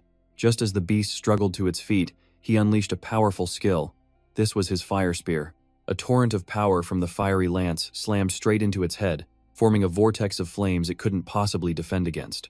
Debo seized the opening, hammering it with another halberd strike. He stared it down and demanded, "Are you dead yet?" Staring at the smoldering wreckage, Debo cursed, "Damn leech. This thing is tough." Just then El Palmi shouted, "Go for its magic core. That weak spot. It must be in its head." Debo yelled back, "Got it." He immediately swung his halberd again, aiming for a direct hit on the core. Debo leaped high, channeling all his strength for the finishing blow. But then he stopped. "Huh?" He froze mid-attack, shouting, "El Palmi!" A massive log, controlled by El Palmi, came flying towards the monster's core. Wham! The timber slammed directly into the beast with brutal force. The monster reeled, dazed. Debo instantly jumped up, stomping its head for extra damage, then flipped back to land safely. Dust exploded everywhere, but the monster was still getting up. From his hands, El Palmi began channeling his power again. Two massive energy fields appeared above the creature's head, and then its body was ripped apart, spraying sticky green goo everywhere. Through the shower of slimy green fluid, Debo's silhouette appeared, axe in hand, ready to strike. Its mangled face dripped with slime as it struggled up, lashing out. But as it raised its sharp-taloned hand, Debo's halberd struck first. Debo's eyes were filled with sheer determination. He brought his halberd down with one final, mighty blow. The monster's head flew off, splashing into the swamp. And then, the headless body shot straight back up. Debo, exhausted, was in the middle of giving El Palmi a triumphant thumbs up. El Palmi smiled back. But suddenly, Debo's eyes went wide with horror. His hand was still frozen in that victory pose, but the smile was gone from his face. The monster swung its claws, sending Debo face-planting into the mud. His halberd slipped from his grasp, sinking into the mire. It rose up, enraged, claws ready. Only El Palmi was left standing. He tensed up. What's going on? Didn't its head just get chopped off? His hands prepared to unleash fire magic. Boom! A fire spell blasted the creature. Debris flew everywhere as the area filled with thick smoke, but the monster was unfazed. It just stood up. Again. El Palmi, channeling green energy, knew something was seriously wrong. He used his power to control a massive chunk of rock beneath the monster. And then, boom! The rock launched the beast into the air. It plummeted down into a deep chasm. But a moment later, it was climbing right back up, leaving El Palmi in pure disbelief. Fire arrow staff! El Palmi grimaced. He only had one shot left. No cooldown, which meant he couldn't afford to waste this. He gritted his teeth in frustration. And then a shout echoed from below. "I've had enough of this." Debo erupted from the swamp, halberd in hand. He unleashed a savage barrage of attacks on the hideous creature. It tried to flee, but a storm of slashes relentlessly tore into its back. The monster was knocked straight back into the mud. Debo laughed. "Heh, that'll teach ya." But his victory was short-lived. What the? The monster shot out of the swamp, flying into the air. El Palmi fired off a spell, shouting, "Debo, watch out!" The blast tore open the creature's stomach, and from inside, two blood-red eyes stared out. A bizarre skull was revealed. El Palmi smirked. "So that's your real head. Thanks for showing me." Just then, El Palmi switched weapons. In his hand was a smoking gun. Debo looked up, shocked. A flare gun? Was that last attack just a feint? He brought out the fire arrow staff again. Boom! A fiery lance shot towards the real head El Palmi had just exposed. The fire combined with the blast, creating a massive vortex, pierced by that same green energy. El Palmi's attack completely obliterated the monster into 100 pieces. Through the thick smoke, Debo sighed. What a pain till the very end. Suddenly, he was launched into the air, landing right next to El Palmi. He bent over, exhausted. Whew, I really thought I was a goner. Peering into the hazy aftermath, Debo asked, "It's really over, right?" El Palmi nodded. "Yeah, good work, Debo. Go collect the magic stone once the poison clears." And then, El Palmi froze. The massive creature materialized once again, unleashing a wave of fiery red light. Both of them stared up in shock, and Debo just grinned. Meanwhile, Rand burst out laughing at Abis. "Ha, so that's why you came running back after seeing them fail? Still as hot-headed as ever, huh?" Abis explained nervously. "My apologies, sir. I just believe this case is best left to Knight Silas." Just then, they heard a noise at the door. The very thing our guild desperately needs. El Palmi bowed. Thank you for the compliment, sir. Rand continued. Good. I like your polite attitude. Let me ask you this. Do you think you can survive in that 100-man gate? El Palmi calmly closed his eyes. It would be difficult. Hearing this, Rand fell silent, deep in thought. Abi suddenly erupted. Is that how you speak to Lord Ran, El Palmi? Don't think you can say whatever you want just because I registered you as an adventurer. And don't you forget about that massive debt you owe. Rand cut in. Difficult, you say? That means it's still possible, right? He leaned forward. I don't like to beat around the bush, so I'll get straight to the point. What do you want?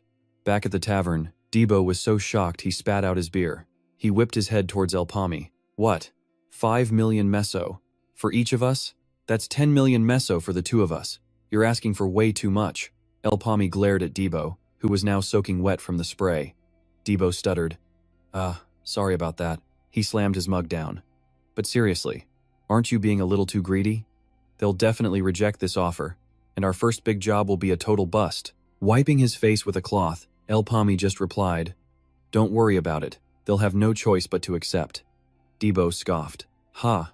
You're so detached from everything, no matter how chaotic it gets. If Abus gets really mad, he'll blacklist us from the guild for sure. Just then, a voice called out, You two look pretty relaxed, don't you? Debo glanced over. It was Iburu and Jeber. Walking toward them, Iburu smirked. You don't look like guys who just barely escaped with your lives. Debo thought he was being mocked, slamming the table as he shot up. What did you just say? Is that any way to talk to the person who saved you? I've had it with you guys since we first entered that gate. Let's take this outside. Then, something unexpected happened. Both of them bowed their heads. We apologize. Iburu spoke first. For looking down on you both. I've been ashamed of myself ever since, so I came here today to sincerely apologize. He pushed a money pouch towards Debo. Here's the amount we agreed on. 1.5 million meso. I threw in a little extra as a token of my gratitude. Debo grabbed the bag. Huh? Oh, thanks. But El Palmi's voice cut in. Cold. We don't need it. We'll take the 1.5 million. No more, no less. I only accept payment for the work done. Your gratitude? I have no use for it. With lifeless eyes, El Palmi added. That's all I have to say. Iburu and Jaber just stood there, completely stunned. Debo grumbled. Tch. If you weren't going to take it, you should have said so from the start. Got my hopes up for nothing. El Palmi turned to Iburu. You're the pirate, right? Iburu, was it? Hey, Iburu, would you risk your life for a job like me? Just for the thrill? Elsewhere, Abus was practically begging. Sir, you can't possibly do this. 10 million meso. For that amount, you could hire a third or even fourth circle mage. Even if he's the best candidate we have right now, you can't show him this much favoritism. He's just trying to milk us for all we're worth. Let me call him in here and renegotiate the price. Rand shot Abis a sideways glance. You're that naive, are you? Why aren't you considering that he might come back and demand double the amount? Abus gasped. What? Rand slid a piece of paper to him. Read this. Abus was confused. What is it? Rand explained. This time, the Gaffa Mechanics Guild will only be sending one team. El Palmi's team. Abis thought to himself, a team of only 2 people? What can they even do? Then, his eyes landed on something important and went wide. Wait, is this for real, sir? Rand replied. If that intel is fake, we're in big trouble. I paid a fortune for that information.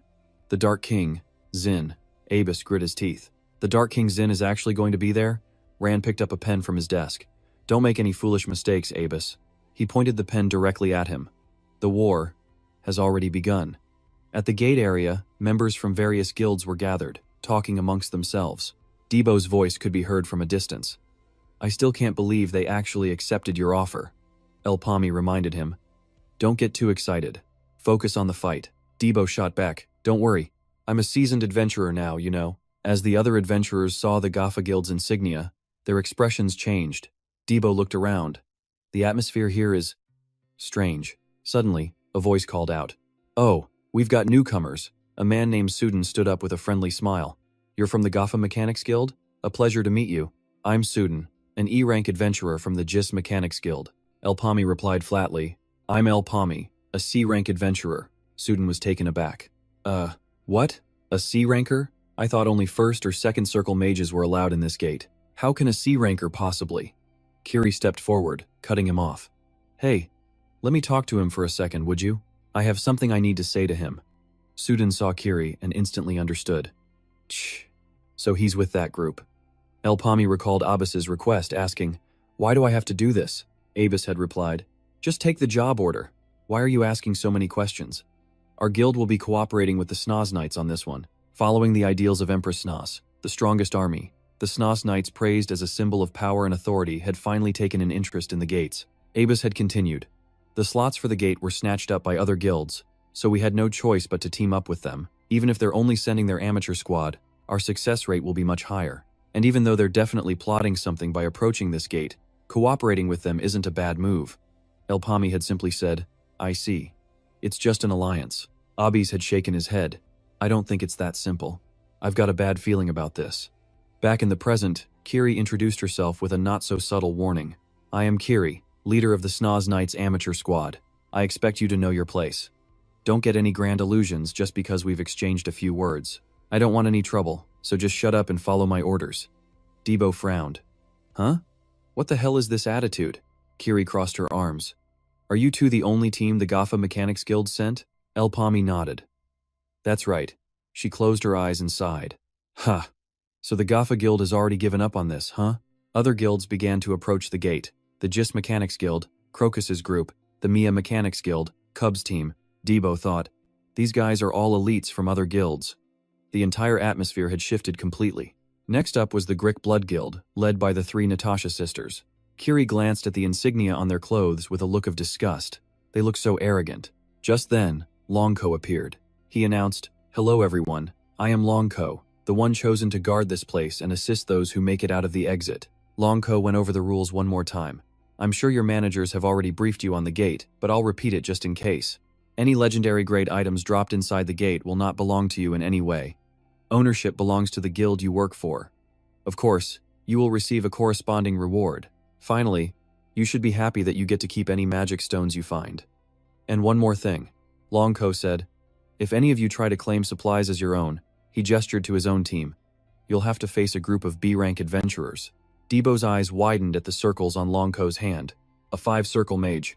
And his whole team is too. Everyone stepped into the magic circle. "All right, that's all from me," she announced. "I wish you all a safe journey." As the adventurers began entering the gate, Kiri took command. "Follow me. I'll take the lead. I'm the only one who can clear this gate." Debo was pissed. Is she out of her mind? Do I really have to team up with her? El Pami wondered. All my hard work, it was all to enter this place, a gate I've never set foot in before, not even in his past life. But I have to succeed, he thought. That chain of events has already started. El Pami stepped forward. "Let's go." Debo scrambled to follow. "Even if they beg me for help," Debo muttered. "I'm not lifting a finger." The gate transported them all to a vast grassland. One of the leaders shouted, "Everyone, with me!" Debo looked around, amazed. "Whoa, look at the size of this grass." Kiri snapped at him. "You think we're here sightseeing?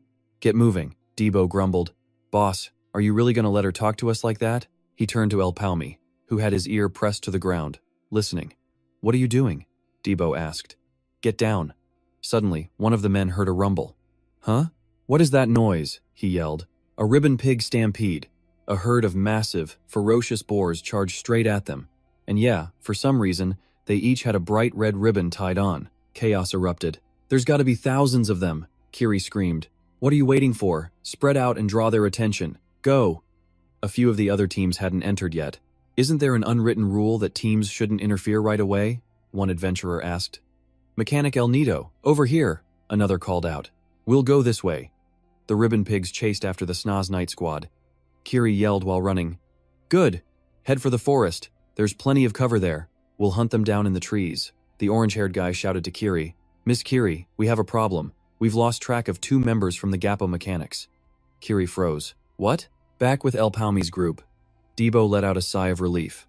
"Whew, that was intense." He looked at El Palmi. "Looks like we can relax a bit. But how did you know that Ribbon Pig Stampede was coming?" El Palmi explained. "Based on my experience, grasslands this wide often have large herds of monsters moving together. Ribbon pigs average about 2 meters long. They're extremely aggressive creatures that travel in packs of hundreds, sometimes even thousands." He thought to himself, it's tough, but not impossible to beat them.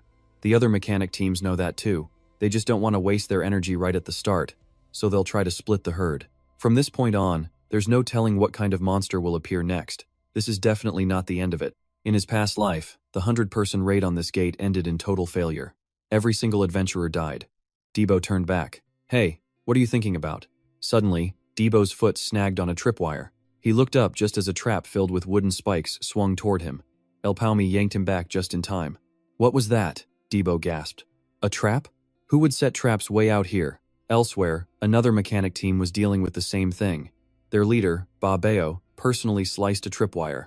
Just then, a huge wooden stake shot at him from behind.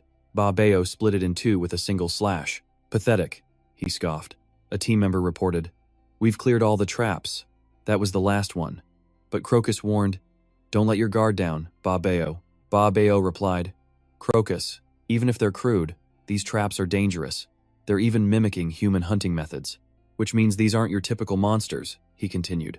A monster with this level of intelligence has to be a hobgoblin. They're a real pain, which means they're probably the boss of this gate. Crocus closed his eyes. I had a feeling, he said. This gate's difficulty is high. Unless you're an adventurer on my level, you'll die a pointless death. He turned to leave. I'll find the best solution. Follow me. Suddenly, a strange sound cut through the air. Crocus glanced back. Hey, stay sharp. Don't drop your guard. He looked behind him and saw Ba Bayo's head hit the ground. In a flash, the adventurers behind him were also decapitated.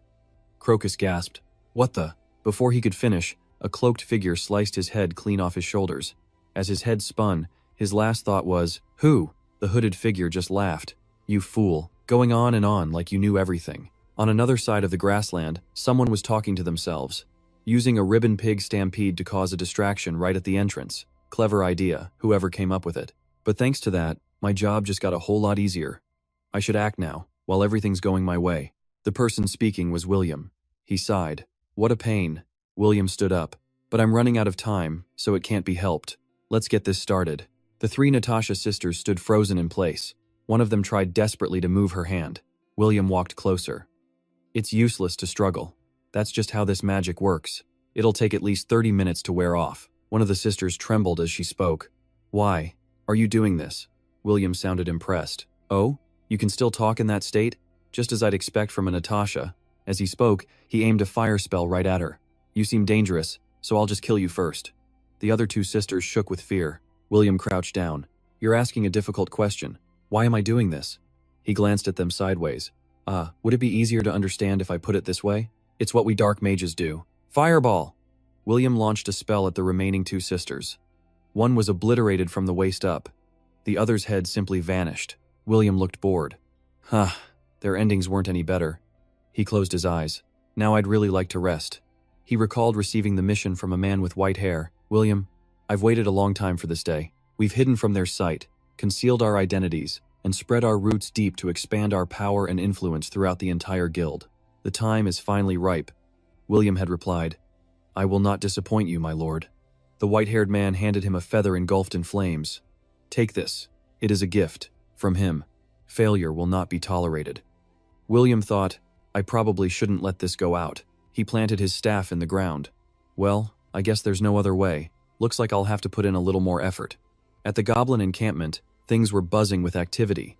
El Palmi and Debo hid behind a nearby tree. What the? Debo thought. What is this? His jaw was on the floor, his eyes wide with disbelief. Debo whispered frantically, Are you saying all of them are bosses? El Palmi corrected him. I'm certain. I already explained that only a few of them are actual bosses. But boss or not, it doesn't matter. They're all naturally powerful and extremely violent. Just facing one of them is risky enough. And not only that, it looks like they've collected loot from the adventurers they've killed. That makes them even harder to deal with, because some variants can use skills from those items. Debo's jaw dropped even wider. What does that even mean? So they're basically a whole army of adventurers themselves, and it's just the two of us against them? Epome just nods. You catch on quick. Good. Debo fires back. No. What are you even talking about? I'm trying to say there's no way we can do this with just the two of us. We need to team up with that Kiri person. Epome strokes his chin, thinking, Why not? Didn't you want to split off and work separately from them? Debo snaps. That's because I don't know anything about these monsters. And anyway, with just two of us, it's impossible. Epome just watches. The blue goblins are on guard when Debo rushes in from behind, his weapon blazing. As he fights, he mutters, "Seriously, did he do this on purpose? I never said I was going to take them all on by myself." A goblin swings a massive fist. Debo slams his polearm into the ground, vaults off it, and flies into the air, dodging the punch. He hits the ground, and the goblins swarm him. Debo weaves and dodges, one almost lands a solid hit. He smacks it with his weapon. "All talk, you piece of trash." Then he slices open the goblin's stomach. Debo leaps up, channeling power into his polearm, and brings it crashing down where the goblin was. But the monster dodged. The goblin lands a clean punch right in Debo's face. He goes flying, smashing into a nearby tree. Gritting his teeth, he snarls, "Why won't you just die already?" The goblin rushes forward, punching the tree into splinters. Debo ducks under the attack, using the opening to chop off one of its arms. The monster grabs Debo's head with its remaining hand and slams him straight into the ground, but he's not done yet. Debo locks his legs around the goblin's arm, squeezing tight. The creature screams in pain and lets him go. Debo pushes off and charges the goblin, fist raised. After a brutal exchange, the monster is finally down for the count. Debo rolls his shoulder, glaring. "Figured you might jump in and help." Epomi just shrugs. "Look like you could handle it on your own. Besides, now you know they're not impossible to beat." Debo fumes. "No, my foot. I'm having more and more doubts about this whole quest. What if there's an entire army of those things?" Debo suddenly freezes, his voice filled with horror. "What is all this?" In front of them are the bodies of the Snoz Knight Order. Debo shouts, "Aren't all of them from the Snoz Knight Order? What the hell happened here?" A faint groan. Debo spots something. "Over there, a survivor? It's the orange-haired guy, wounded badly in his side." Epomi rushes over. "What happened? Did goblins attack you?" "Goblins?" the knight says. "Not at all. A bunch of bastards did this." Meanwhile, Abis is smoking, lost in thought. Something's not right here. Abis thinks to himself, "Opportunists. These unknown gates can only be entered by a select few. Their goal is to gather intel and ambush the other adventurers. And since these gates vanish after they leave, all the evidence of their crimes disappears right along with it. But this time, it was pretty much a no-win battle. They'd have to clear this tough stage completely exhausted, with just a handful of people left. Even if they somehow cleared it and got a unique item, they'd never escape the suspicion of everyone outside the gate." Abis takes a drag from his cigarette. Could they be the elite from the merchant guilds? No way. Even if that was their plan, if word ever got out, they'd be at war with every other guild. A single guild wouldn't take a gamble that risky. So, is there a bigger meaning, a deeper purpose to all this? Back with Epomi's group, Debo starts. "Could it be?" Epomi cuts in. "Yeah, I don't think I saw that girl here." The orange-haired knight slams his fist on the ground. "Damn it. It's all my fault. Who would have thought she was the traitor among us? But why would Miss Kiri?" Epomi looks confused. "I don't get it. Why would she, a member of the Snoz Knight Order, betray us?" The knight replies, "I don't understand either. No matter how I think about it, it makes no sense. But looking back on it now, the orders she gave at the gate's entrance, they must have been part of her plan all along." Tears streamed down his face. Before finishing things here, she admitted it herself. She said she was a disciple of the Dark Sorcerer. Debo is stunned. The Dark Sorcerer? As in, the legendary one from 800 years ago? He was a transcendent being who, with his followers, threatened the entire Wind Tree world. To stop him, the 6 heroes joined forces. That legendary battle pushed the Dark Sorcerer and his armies to the absolute brink. With him and the heroes sealed away and his disciples trapped in chaos, the allied forces counterattacked, wiping out every last follower of the Dark Sorcerer. Every citizen of the Wind Tree world knows that story. Debo shakes his head. "No way, a disciple of the Dark Sorcerer." Epomi gets serious. "I don't think this is the time to worry about monsters. We need to find her. Are you coming with us? You should be prepared to fight her when we meet." The orange-haired knight's face darkens. "That's exactly what I want." Elsewhere, Kiri is running for her life. She suddenly senses something and skids to a halt. William is waiting for her. "Well, welcome. I've been waiting for you, Kiri." Next to him stands a hooded figure. William grins. "Looks like you're the one who killed those ribbon pigs. Thanks to you all splitting up, our plan went off without a hitch. Now we can take our sweet time finishing this. By the way, did you get the little gift we sent you?" Kiri, furious, draws her sword. "Who are you people?" "Back with the others," Debo says. "If you're hurt too badly, we can take it slow. He's already scouting ahead anyway." The orange-haired knight replies, "Thanks, I'm fine." As Debo helps him up, he adds, "Don't worry, our boss is great at tracking. I'm sure we'll find her soon." "I see. the knight responds, his free hand clutching a hidden dagger. That's good to hear.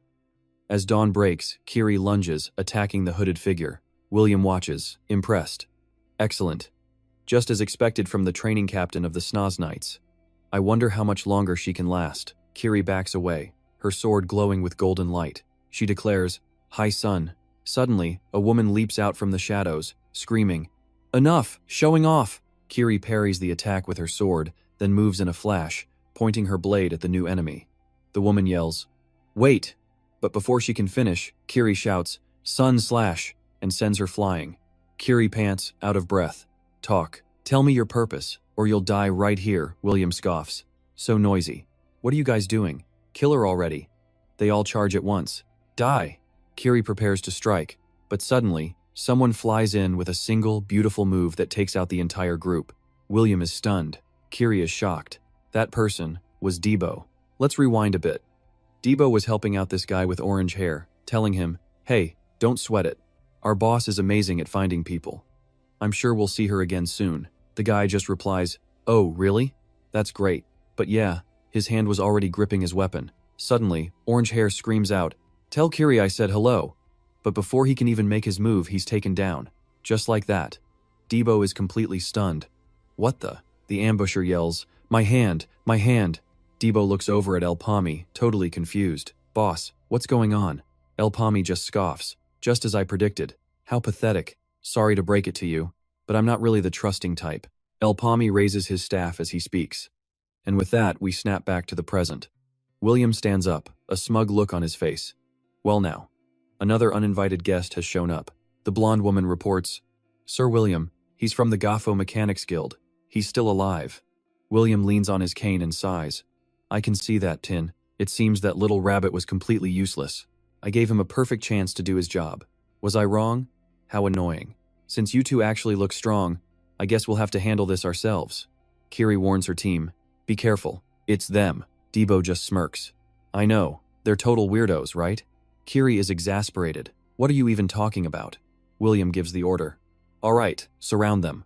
Debo cracks his knuckles. You can handle at least one of them, right? I'll take care of the rest. Kiri just warns him, don't get cocky. But Debo is already a blur of motion, taking one down with a single tangig. He swings his axe at Suin, who barely dodges. Debo sneers. Little rat, time to die. The blonde woman screams, Pierce! A flaming arrow zips right past Debo's body. She missed, and the look on her face is pure frustration. Suddenly, an enemy appears right behind Debo. Gotcha, little mouse. He unleashes a rising slash, digging into Debo's back. But Debo is still on his feet. The attacker clicks his tongue. Too shallow. Guess that wasn't enough to finish you. Don't worry, the guy smirks. I'll release you from your pain right now. But then Kiri suddenly shouts, You blockhead! What are you doing? In a flash, Debo moves, appearing right behind his attacker. He frowns. What does it look like I'm doing? Obviously, I'm just playing with him. And with one clean slice, Debo cuts the guy in two. Another enemy immediately charges, screaming, You bastard! Debo moves with insane agility, dodging the attack like it's nothing. He uses a brutal slash that sends the man flying. The spear user grits his teeth. Damn it! How is he this strong? This is a letdown. Just then, Kiri's voice rings out as Suin goes flying through the air. The spearman dodges, but his teammate gets a face full of Kiri's boot. She lands, furious. And you people call yourselves the elites? The spear wielder growls. These damn freaks. That's when William finally speaks up. It seems I can't just stand by any longer. Your journey ends here. We've wasted more than enough time. Debo's eyes widen in shock. A rocket.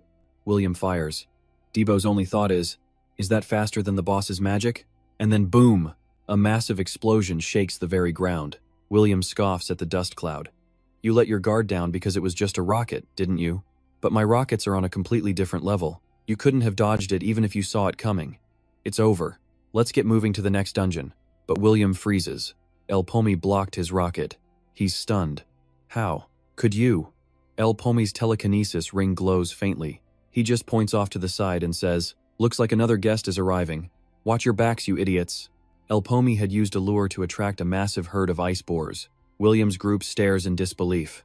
A horde of ice boars? The ground trembles as they stampede toward them. The ice boars roar. One gets right in William's face, and he cuts it down instantly, panting. Son of a I can't believe they used these damn pigs to get away. William yells out, Vero! Vero! A man with a scar across his eye responds, Sir William, my apologies. We've just finished clearing them on our side. The ground is littered with the bodies of the dead boars. William barks an order. There's no time to regroup. We need to chase them down. Now. Yes, sir, Vero replies. He thinks to himself, if they manage to escape this gate, it's going to be a huge problem. And that obnoxious guy, there's something seriously strange about him. They find fresh footprints on the ground. Vero reports, Sir William, tracks, leading this way. William gives a chilling command. If you run into the one in the cloak, just pin him down. That's all. I will deal with him myself. Vero seems hesitant. Sir, with all due respect, I don't think you need to face him alone. If you'll allow me, he seems like more than just some small fry. William cuts him off sharply.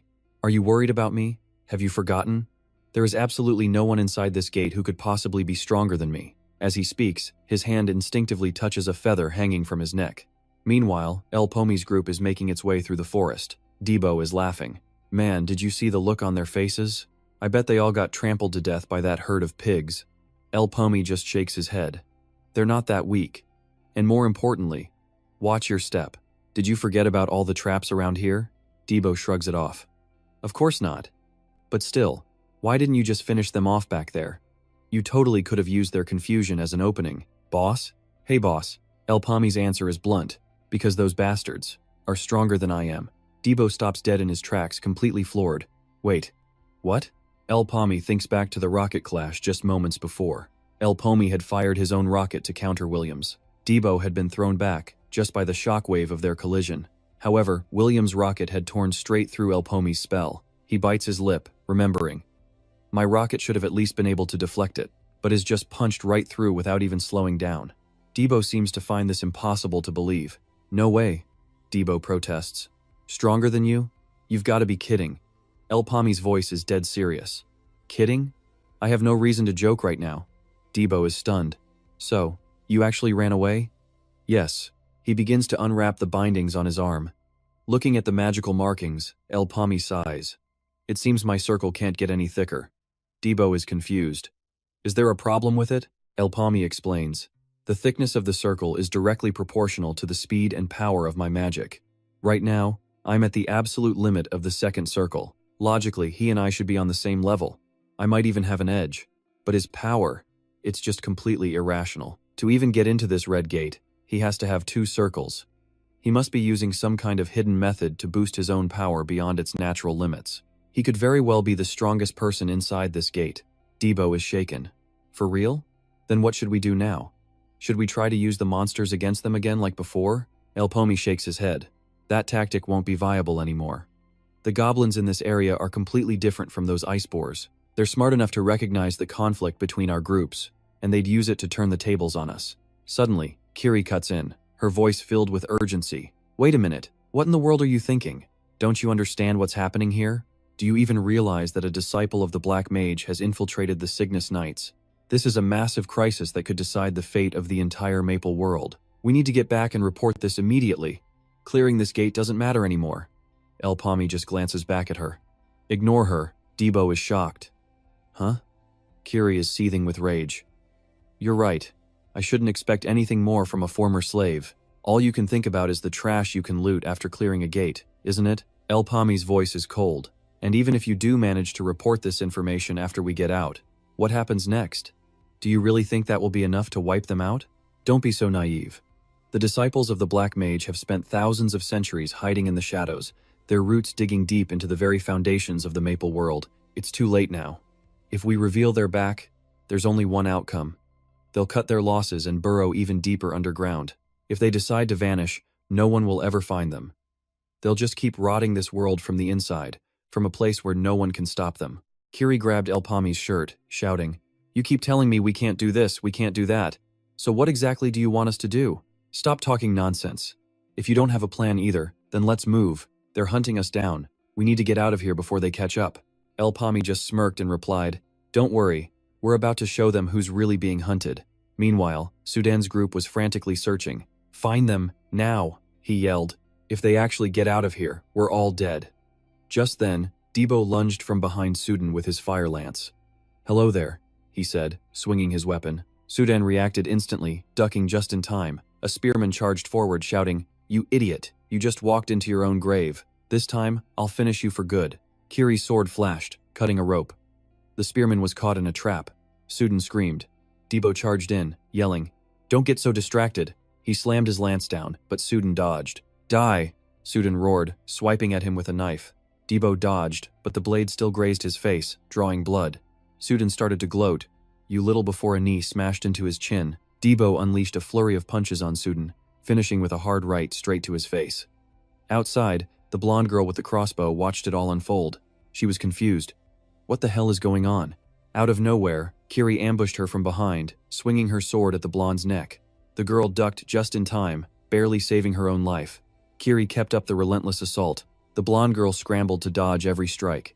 Seeing Kiri's sword about to connect, she quickly blocked it with her crossbow. Kiri snarled, "Focus on me, you piece of trash. Trust me, I'm not enjoying having to deal with you either." Not far away, William stood up and said, "Looks like the fight's already started, has it? I was getting a little curious. Were you waiting for me?" El Pami appeared. William continued, "Well, whatever. I was looking forward to meeting you anyway."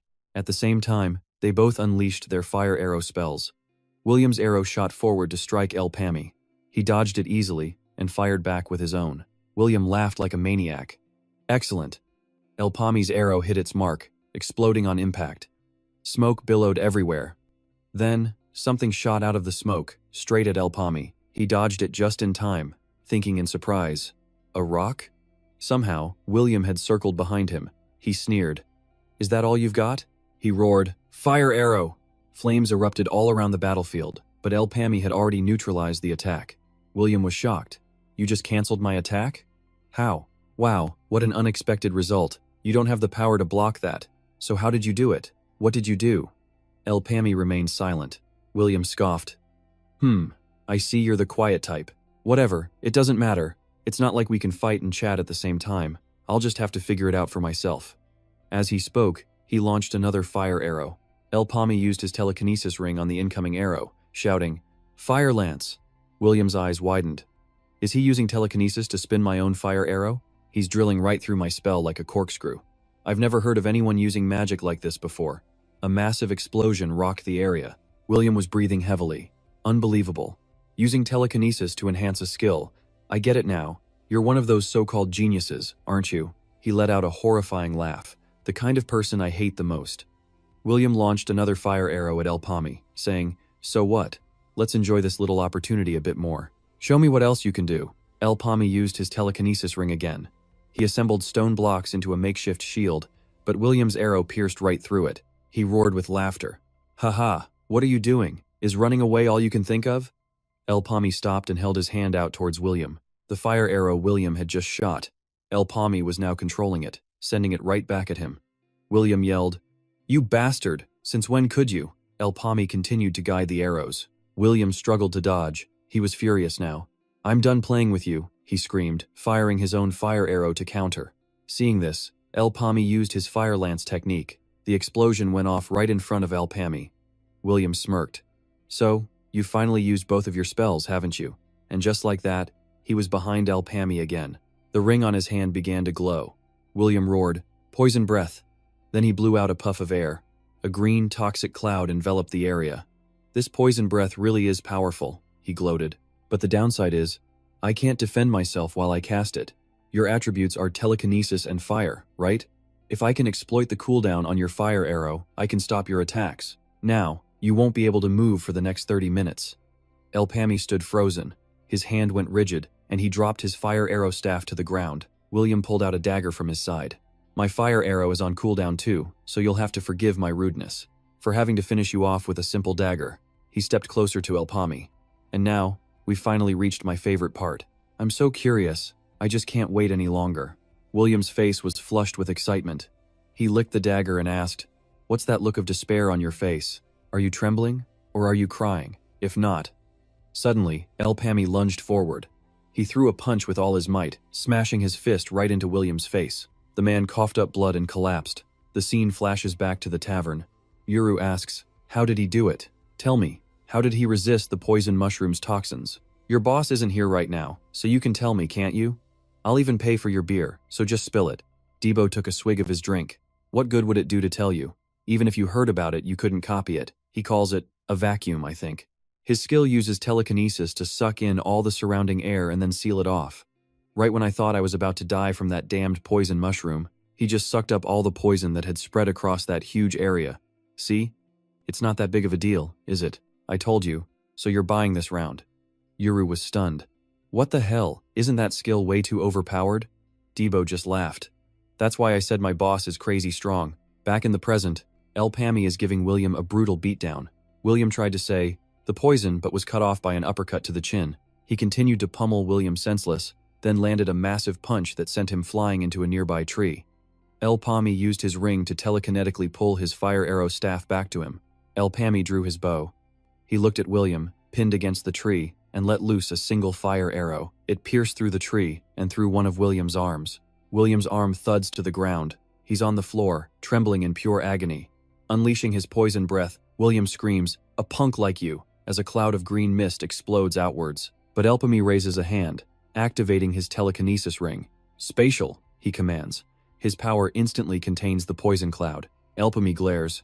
"Trying another trick, are we?" He might be acting like a madman, but I know he's aiming for something. El Pami's eyes dart to William's staff. Since he can't use his poison on me anymore, he's probably trying to get his staff back. Go on, try it. The moment you do, I'll end you. Suddenly, a fireball materializes behind El Pami, blasting him away. William gets to his feet, laughing maniacally. "You be a hey hey," he roars. "You bastard! I'll grind you into 100 pieces." Slammed by William's fireball, El Pami leaves a long scorch mark on the ground. He coughs up blood, thinking to himself, I let my guard down. I never expected him to have a fireball as a trump card. Before I returned, I never made mistakes like this.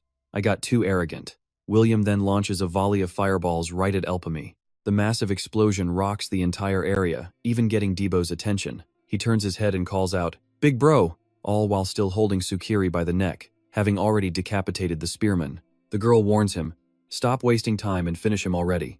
That mage isn't someone he can handle alone." Yeah, I was just about to," Debo snaps back. "Stop ordering me around." Just then, an arrow flies out of nowhere, embedding itself in Tsukiri's eye, shocking Debo. A horde of green goblins charges in, one of them holding a crossbow. Debo drops Tsukiri and scoffs. "Damn it. I was wondering when they'd finally show up." Kiri asks, "Are those green goblins? We need to clear this place out, and fast." Debo warns her, "Don't underestimate them. They're not as easy as they look. And what's more, one goblin leans on a staff while the others carry it on a makeshift throne. Plus," Debo adds, "there's a really weird-looking one among them." Back on El Pami's side of the fight, William wonders aloud, "Is that bastard really dead?" As he says it, he spits up a mouthful of blood. William vomits a pool of blood onto the ground, then starts laughing. "Ha ha. All right. You have my respect. You're actually not half bad. I never thought you could push me this far. Maybe I should have asked for your name before I finished you off, huh?" From within the roaring flames, a voice calls out, "El Pami." William's eyes go wide. Impossible. El Pami emerges from the fire, completely unfazed. Remember it well, because it's the last name you'll ever hear. William sneers, "You damn cockroach. You're hard to kill, aren't you? But it's pointless. Putting on a dramatic show won't help you escape. I've already figured out the limits of your power." El Pami replies, "You're right. I'm giving up on my original plan. Trapping you with just 2 magic circles is impossible." In El Pami's hand, an orange magic stone glows. William recognizes it. A magic stone? Then he bursts out laughing. "You bastard. Have you lost your mind? Is that your last hope? You plan to absorb that stone to gain another magic circle? You complete moron. Absorbing a magic stone won't give you another circle. What you need is enlightenment gained through countless experiences." "Exactly," El Pami says. "Experience and enlightenment." A powerful aura begins to radiate from his body. William just stares. Huh? On El Pami's wrist, a 3rd circle begins to materialize. "You don't need to worry," El Pami states calmly, "because I've never been short on either of those." William charges forward in a frenzy. "Trying to trick me with another act? Die!" He launches 2 fire arrows straight at El Pami. El Pami just frowns. He casts his own fire arrow, which pierces right through both of William's. Panicked, William screams, "Fireball!" Using his telekinesis ring, El Pami transforms his arrow into a devastating fire spear. The spear continues its path, tearing through William's fireball like it's nothing. The fire spear hurtles towards William. His eyes widen in disbelief. Boom! A massive explosion erupts, engulfing everything in flames, covered in wounds. Elpami looks towards William's body, or what's left of it. The entire upper half is gone. Crap, Elpami realizes. I forgot to ask for his name. Meanwhile, the Green Goblins are searching for Kiri and Debo. Kiri, carrying Debo on her back, has already hidden behind a nearby tree. This is bad, she thinks. Rewind a bit. Debo had been tearing through the Green Goblins with his halberd, counting them off. 16, 17. As Kiri faced off against her own goblin, she glanced at Debo in amazement. Huh? How is he beating those monsters so easily? Debo lets out a laugh. Haha, easy as pie. I can read you like a book, you piece of trash. A goblin swings its massive fist at him, but Debo moves in a flash, leaping from a tree branch with his halberd aimed down. 18, he shouts. Suddenly, a huge blast of fire sends him flying. The explosion is massive. Kiri stares in shock. That was a fireball. The goblin holding the staff cackles with glee. How can a monster like that use magic? She yells. Back in the present, Kiri glances around. A monster that can use items. Now that's a seriously unpredictable variable. Damn it, this situation is terrible. It looks like we have no choice but to hide and regroup with Elpami. I just hope he's still okay. Just then, a green goblin spots their hiding place.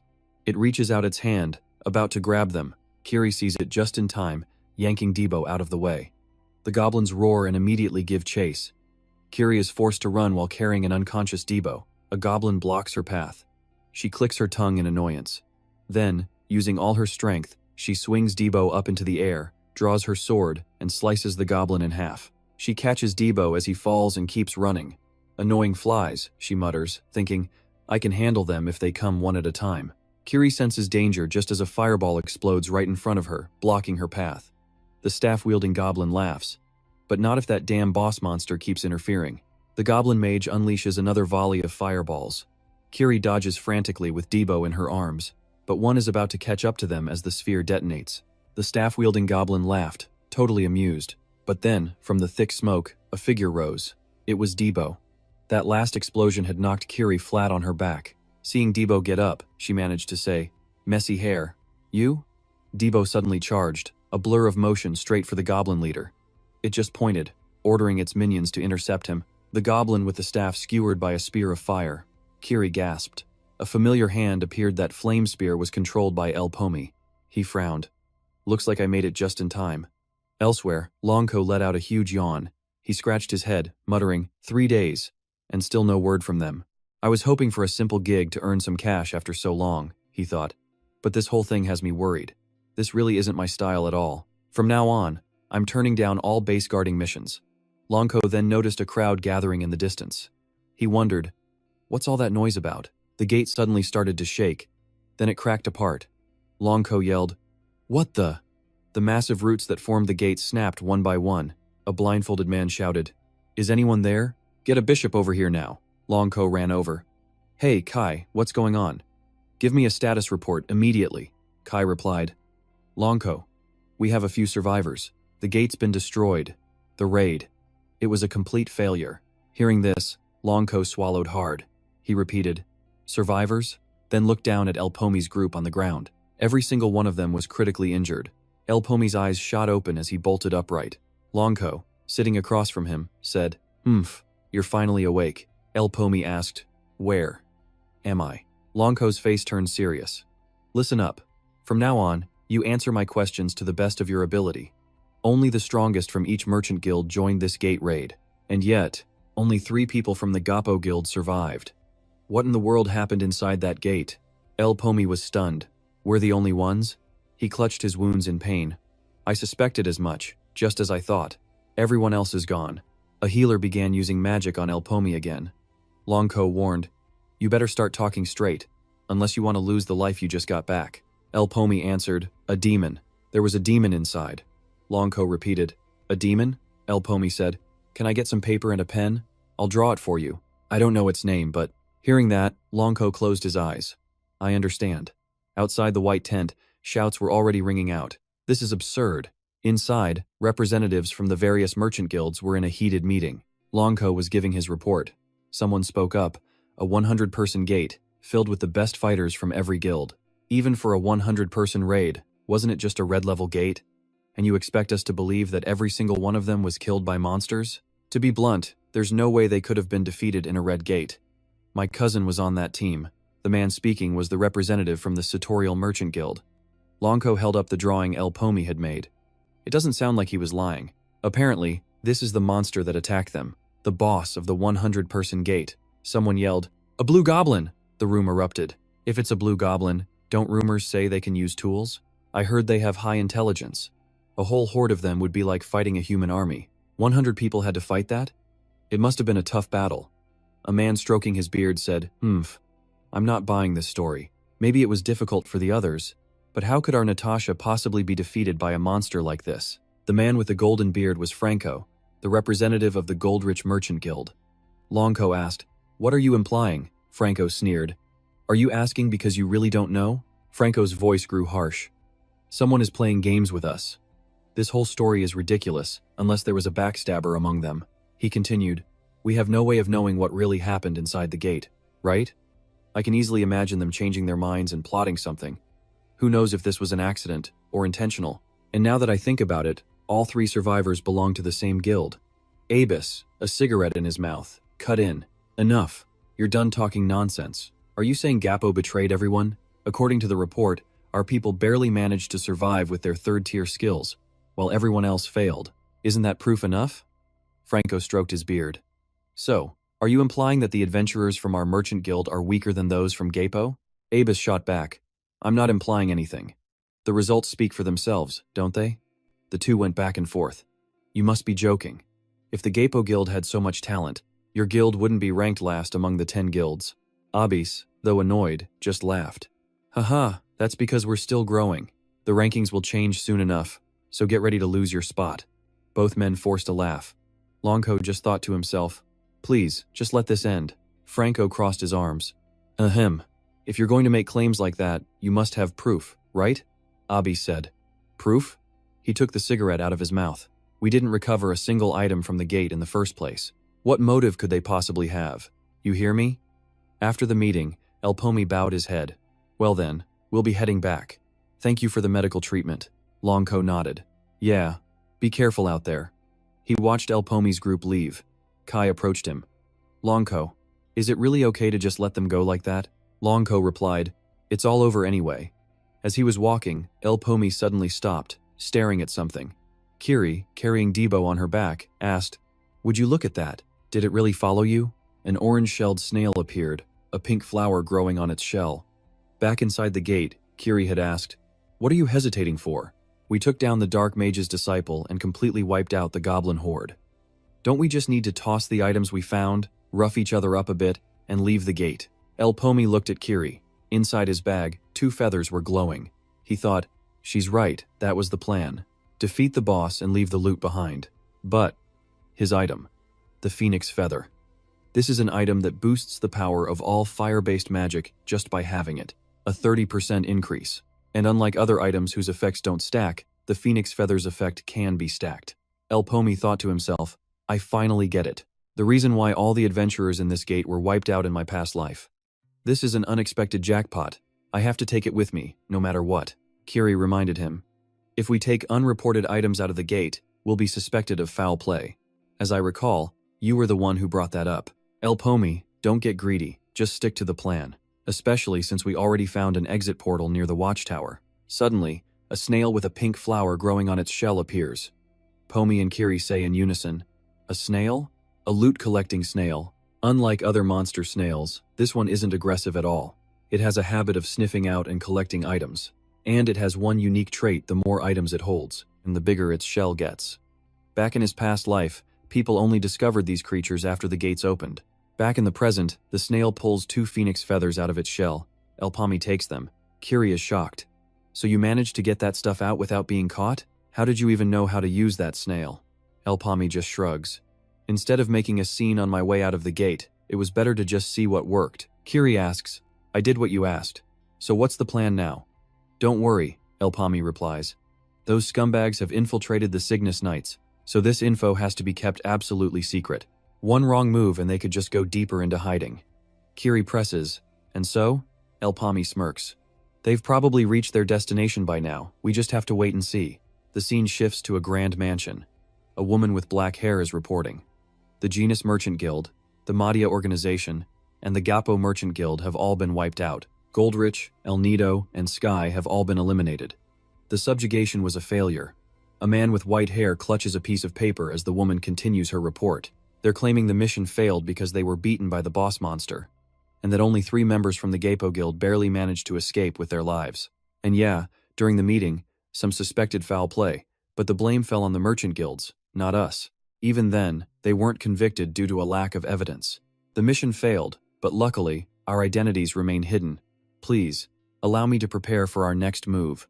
Outside, a storm rages. Thunder and lightning flash, illuminating the house. The white-haired man finally speaks. You say, "We weren't exposed." The black-haired woman is confused. "Pardon?" He continues. "Our plan was to wipe them all out and then take on the boss ourselves. If that was the case, the 3 survivors definitely would have met William. But in that Alpami's testimony, there was no mention of it." The woman argues, "But they have no reason to hide that, do they? And even if they did, they can't point to our guild. We scattered our members among all the guilds." The white-haired man's eyes narrow. What if they had a reason to hide it? What if they realized the mastermind behind all this wasn't some ordinary merchant guild, but his disciples? The only ones who know the disciples of the Dark Sorcerer have returned. What if that was their true goal? Hearing this, the woman gasps. "No, that's impossible. If what you say is true, then this situation is critical. We have to eliminate the members who infiltrated the merchant guilds before they're exposed." The white-haired man says, "An invitation. Is this their invitation to us?" He burns the paper in his hand. "How interesting. Very well. I'll accept. But we should change the stage and make them the 1,001st guest." It was a hell of extreme poverty, where just living with dignity was a luxury. I watched my sister suffer from the black blood disease, living in constant pain every single day. I couldn't even protect the only family I had left from death. This place has always been a living hell for me. Then, a woman appeared, smiling. "Still alive, I see?" She looked down at Debo, his hands in chains. "Looks like you're in a tough spot. Want some help?" Debo just glared. "Get lost." That, he recalls, was the first time I met Iran. The scene changes, a monster roars, its mouth wide open. "Nice," Debo says, landing the killing blow on a monster. "I'm number 1. A man with a spear, sitting on a monster corpse, sighs. If only I'd been 30 seconds faster." Miria chimes in. "Looks like we know who's on dish duty today. Debo, you're getting way too arrogant." Iran turns around. "Seems like we've cleaned them all up. Good work, everyone. Now, let's move." Debo looks up at Iran, standing on a mountain of monster corpses. He thinks, 1 year. That was enough time to completely change my worth. She was a hero, cool-headed but warm, always clearing the path and protecting everyone. She opened my eyes to the world. Of course, my only goal is to help her. The spearman laughs. "Haha, getting real combat experience from the abandoned mines to the challenge cave has been awesome. Thanks for this." Debo bristles. "Can't you see I'm in a bad mood?" "Stop laughing." The man just shrugs. Right. "Debo, you didn't really do anything though, did you?" The spearman teases. "You call yourself Iran's disciple, but I think you'll have to do a little better to get her approval." Debo explodes. "I told you to drop it." Iran turns to her companion. "Son, do you think this is the right way?" Son points to the cave ceiling. "I think so. My brother left his markings up there." Aaron suddenly stops. Something in the air. It's changed. A place like this exists beneath the Elnus Mountains? Flashing back a few days, Son was pleading. "Please, I'm begging you." She clasped her hands together, desperate. "The abandoned mine in the Elis Mountains is too dangerous. I can't go alone, and no one else will go with me. I need your strength, Iran, to find my brother." Iran was unmoved. "You've come to the wrong place.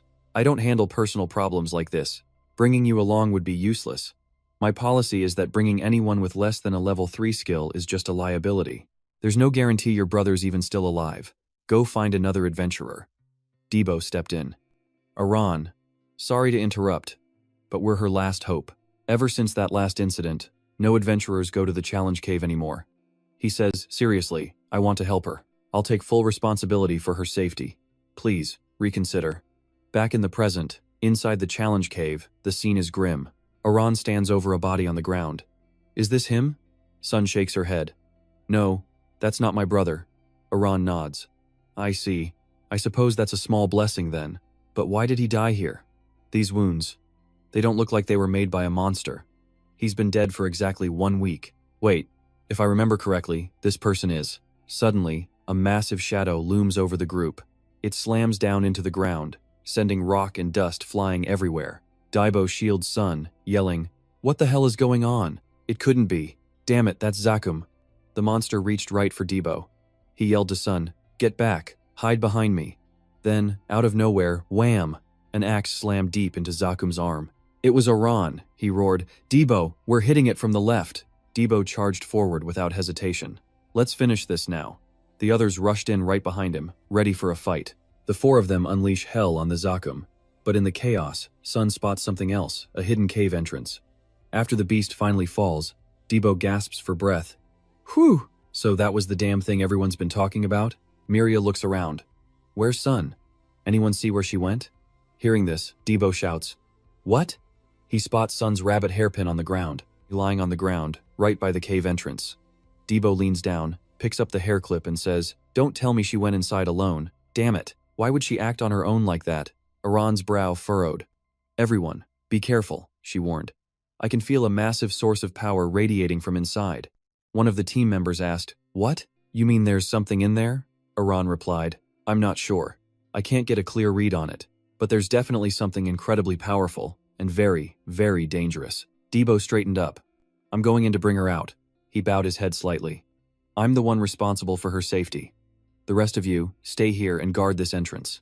Miria pleaded, "Daibo, calm down. Didn't you hear what Aaron said?" But Aaron spoke up. "I'll go with you. Whatever's inside is a threat to the world of seals, so it's my duty to stop it anyway." "Well, that settles it then," Miria said. "Let's go." The team advanced into the cave. Beside the path, a river of deadly lava glowed ominously. They found Sun sitting at the base of a tree wrapped in massive chains. Daibo shouted, "There, it's Sun." But then he froze. "Wait a second, there's a body." Sun was weeping beside the corpse of her brother. She reached out, touching his face. "Yes, that's my brother." But Iran felt it instantly something was terribly wrong. "Damn it," Daibo thought. "The absolute worst has happened." He called out, "Sun, stay put. I'm coming to get you." But she just smiled, a chillingly calm smile, and replied, "You followed me, Daibo. I knew you would come. You're a good person after all. But there's no going back for me." Hearing this, Daibo asked, confused, "What?" Sun continued, "Daibo, do you know what Jakum means? It means demon tree. Many people thought that moving thing from before was Yakum, but the truth is, only this giant tree right here is the real Jakum. The real battle hasn't even started yet." Daibo yelled, "Sun, what the hell are you talking about?" Iran raised a hand, stopping him. "Thank you for the information," she said calmly. "So this is its true form. Sun, I will destroy this demon tree, so don't you worry," Aaron said, walking closer to her. "Now, you need to get out of here. It's dangerous. If the tree falls, you'll be trapped in here forever. Unless," Iran's eyes narrowed, "you still have something left to do? For example, using your brother as a sacrifice?" Sun held up a glowing magical orb. "You still don't get it, do you? It had already begun. The moment you all stepped foot in here, you will be possessed by Jakum, and it will control you completely." The moment the words left her mouth, Miria lunged from behind, driving her sword straight through Daibo. Iran spun around just in time to see the spearman charging her with devastating power. Daibo clutched his wound, his voice filled with pain. "Miria, what did you just do?" He stared, eyes wide with disbelief. Miria's eyes were glowing a deep crimson. She'd been hypnotized. "You," she hissed, "killed my friend." Sun laughed. "It's useless. To them, you two are the targets that must be destroyed. Now, everything ends. Let's try to finish this performance, shall we?" Sun's form began to warp and change. Her hair turned stark white. Her eyes became pitch-black voids with blood-red pupils. Raising her hand, she declared, "For the Dark Sorcerer!" A massive explosion rocked the cavern, sending dust and debris flying everywhere. Daibo, severely wounded, thought, could it be? Was she possessed by Jakum? "Daibo!" Iran screamed. "Daibo, stop being such a coward and end it. That's not Miria anymore. Wake up." Daibo stared at the out-of-control Miria and grit his teeth. "I know. Damn it." Iran leapt high into the air, her axe glowing with a brilliant blue light, amplifying its power. "Smash! Swing!" she roared, bringing the axe down and carving through everything around her. Daibo clenched his jaw, his mind racing. "Damn it! This is all my fault. I never should have suggested we come to this place." At that moment, the spearman's head rolled across the cavern floor. Ah! Debo roared, charging forward with his weapon raised. It's all my fault! He slammed his axe straight into Miria. She coughed up blood. His voice trembled. I'm sorry, Miria. Her shield flew out of her hands. Miria reached a hand towards Debo's face. He flinched, then with a surge of power, slashed her in two. Her hand gently came to rest on his cheek as she whispered her final words. Thank you so much. Please, take care of Iran. And with that, she fell. Meanwhile, Iran jumped up and swung her axe into the jacum tree, shouting, So this is your true body. Boom! The ground erupted. The stone hand of a golem shot up, blocking the blow. The monster then swung its massive fist at Iran. She dodged just in time and yelled, Iran, let's tear this thing apart. The two attacked at the same time, letting out a unified battle cry. Debo was struck by the stone monster, but managed to block with his axe. He grit his teeth. This damn thing. Sun suddenly rushed in from a distance, a dagger in her hand, screaming, I offer my life to the Supreme One. In one swift move, Iran cut her down on the spot. Debo said, Now only that statue is left. It's not going to let us destroy it easily. Suddenly, he stopped talking, clutching his head and screaming, Egg! Iran's brow furrowed. Debo? Could it be? Debo fought to stay lucid. Aran. Don't. You have to hurry. You have to kill me. Do it now. Before I do something I'll regret. Erin gripped her axe tightly as a blue aura flared to life around her. Damn it. Son of a, she cursed. Forgive me, Debo. But Debo just smiled, a thought crossing his mind. Yeah, in the end, this is for the best. This must be the price I have to pay for my foolish thoughts. I'm sorry, everyone. Because of me. Erin, hurry. Debo's mind fractured, and he saw a hallucination of his sister lying on the ground. Debo panicked. How is my sister here? What's going on? Who brought her here? Who is it? Was it you? How dare you? Iran steeled her resolve. Don't worry, she said. I'll make this quick. But Debo had lost all control. You dare bring my sister into this? I will never forgive you. The stone golem attacked Aran from the front. And right behind it, a berserk Debo lunged forward, swinging his axe with impossible speed. Aran dropped to the ground, but still lost a few strands of hair. Debo's reflexes were inhumanly fast. He brought a knee up right into Aran's face. She barely managed to block it with her hands, grunting chew. His reflexes are too sharp. The two of them clashed again and again. Aran swung a massive blow. But the slash slammed into one of the golem's arms instead. Aran landed smoothly. Debo turned just in time to see Aran use her skill. Final blow. The monster's arm was sliced clean in two. Debo collapsed. Aran moved instantly, leaping high into the air. She swung her axe for the decisive strike, shouting, Let's end this. Final blow. Aran was shocked. Debo was back on his feet, standing on the golem's head and charging straight for her. She grit her teeth, thinking, Debo, you damn idiot. This is my only chance. I can't stop now. I'm sorry, Debo. Aran continued her attack, aiming to destroy the jacum tree. Just then, Debo slumped to the ground, his senses returning. Ugh, what's happening? Jacum is still standing? A weak voice called out. So, you're finally awake, huh? Aran was lying on the ground, bleeding out, with Debo's axe buried deep in her side, a massive wound. Well, that's good. I thought I might have to go without saying goodbye.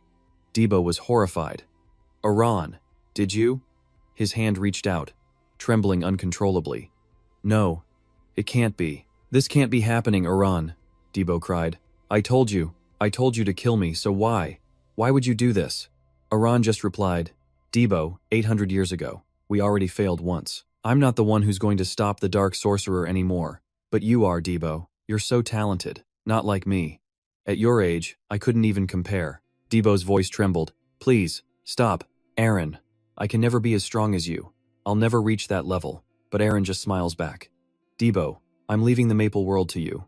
I know you can handle it. You'll be fine. Her voice fades. Because you're my only student. Aran's consciousness slips away. I'm a little tired. I'm just gonna sleep for a bit. Debo screams, Aran, wake up. Open. Open your eyes, Aran. But just like that, Aran was gone forever. I had to tell her heroic friends what happened. And then, I left. That place wasn't for me anymore. Without Aran, it was just hell. Then Debo fell into a dream, or rather, a nightmare. In it, a skeleton was controlling fire, launching attacks right at him. The dream twisted all of Debo's fears together, failing to protect the one person he'd finally found, and never being able to atone for his past. He couldn't even grant the final wish of the person he cherished most. He tries to stand, But the skeleton just summons another fireball, blasting him again. He can't dodge in time, he just shuts his eyes tight. Boom! An explosion, and Debo's eyes fly open. He's in bed. D sees him awake and says, "Oh, you're up? I was getting worried. You were unconscious for ages, even though you weren't hurt." "Oh, right. You were talking in your sleep. Having a nightmare?" Debo sits up, scratching his head. "A nightmare? I don't remember a thing." A knock at the door. D sighs. "Huh? Who could that be? I don't remember expecting anyone." "Coming," she yells. "Who is it?" Turns out, it's someone for Debo. For me, Debo steps outside. El Pami is leaning against the wall. "Our plan just got moved up. Get ready, and make it fast." Debo sighs. "Seriously? Not even one day off?" Boss El Pami just smirks. "Didn't you just have a nice long rest?" Debo groans. "Ugh, why do I even bother asking? So what's the new plan?" El Pami holds out his hand. "First, you're gonna owe me some cash. 200,000 misos should do it." Debo immediately shoots him down. "Absolutely not." And that's where we're gonna end it for today, the complete summary of part 1. So what did you guys think? Let me know your theories down in the comments below. And don't forget to leave a like, subscribe, and hit that notification bell to catch all the awesome videos coming your way. For now, take care, and I'll see you in the next one.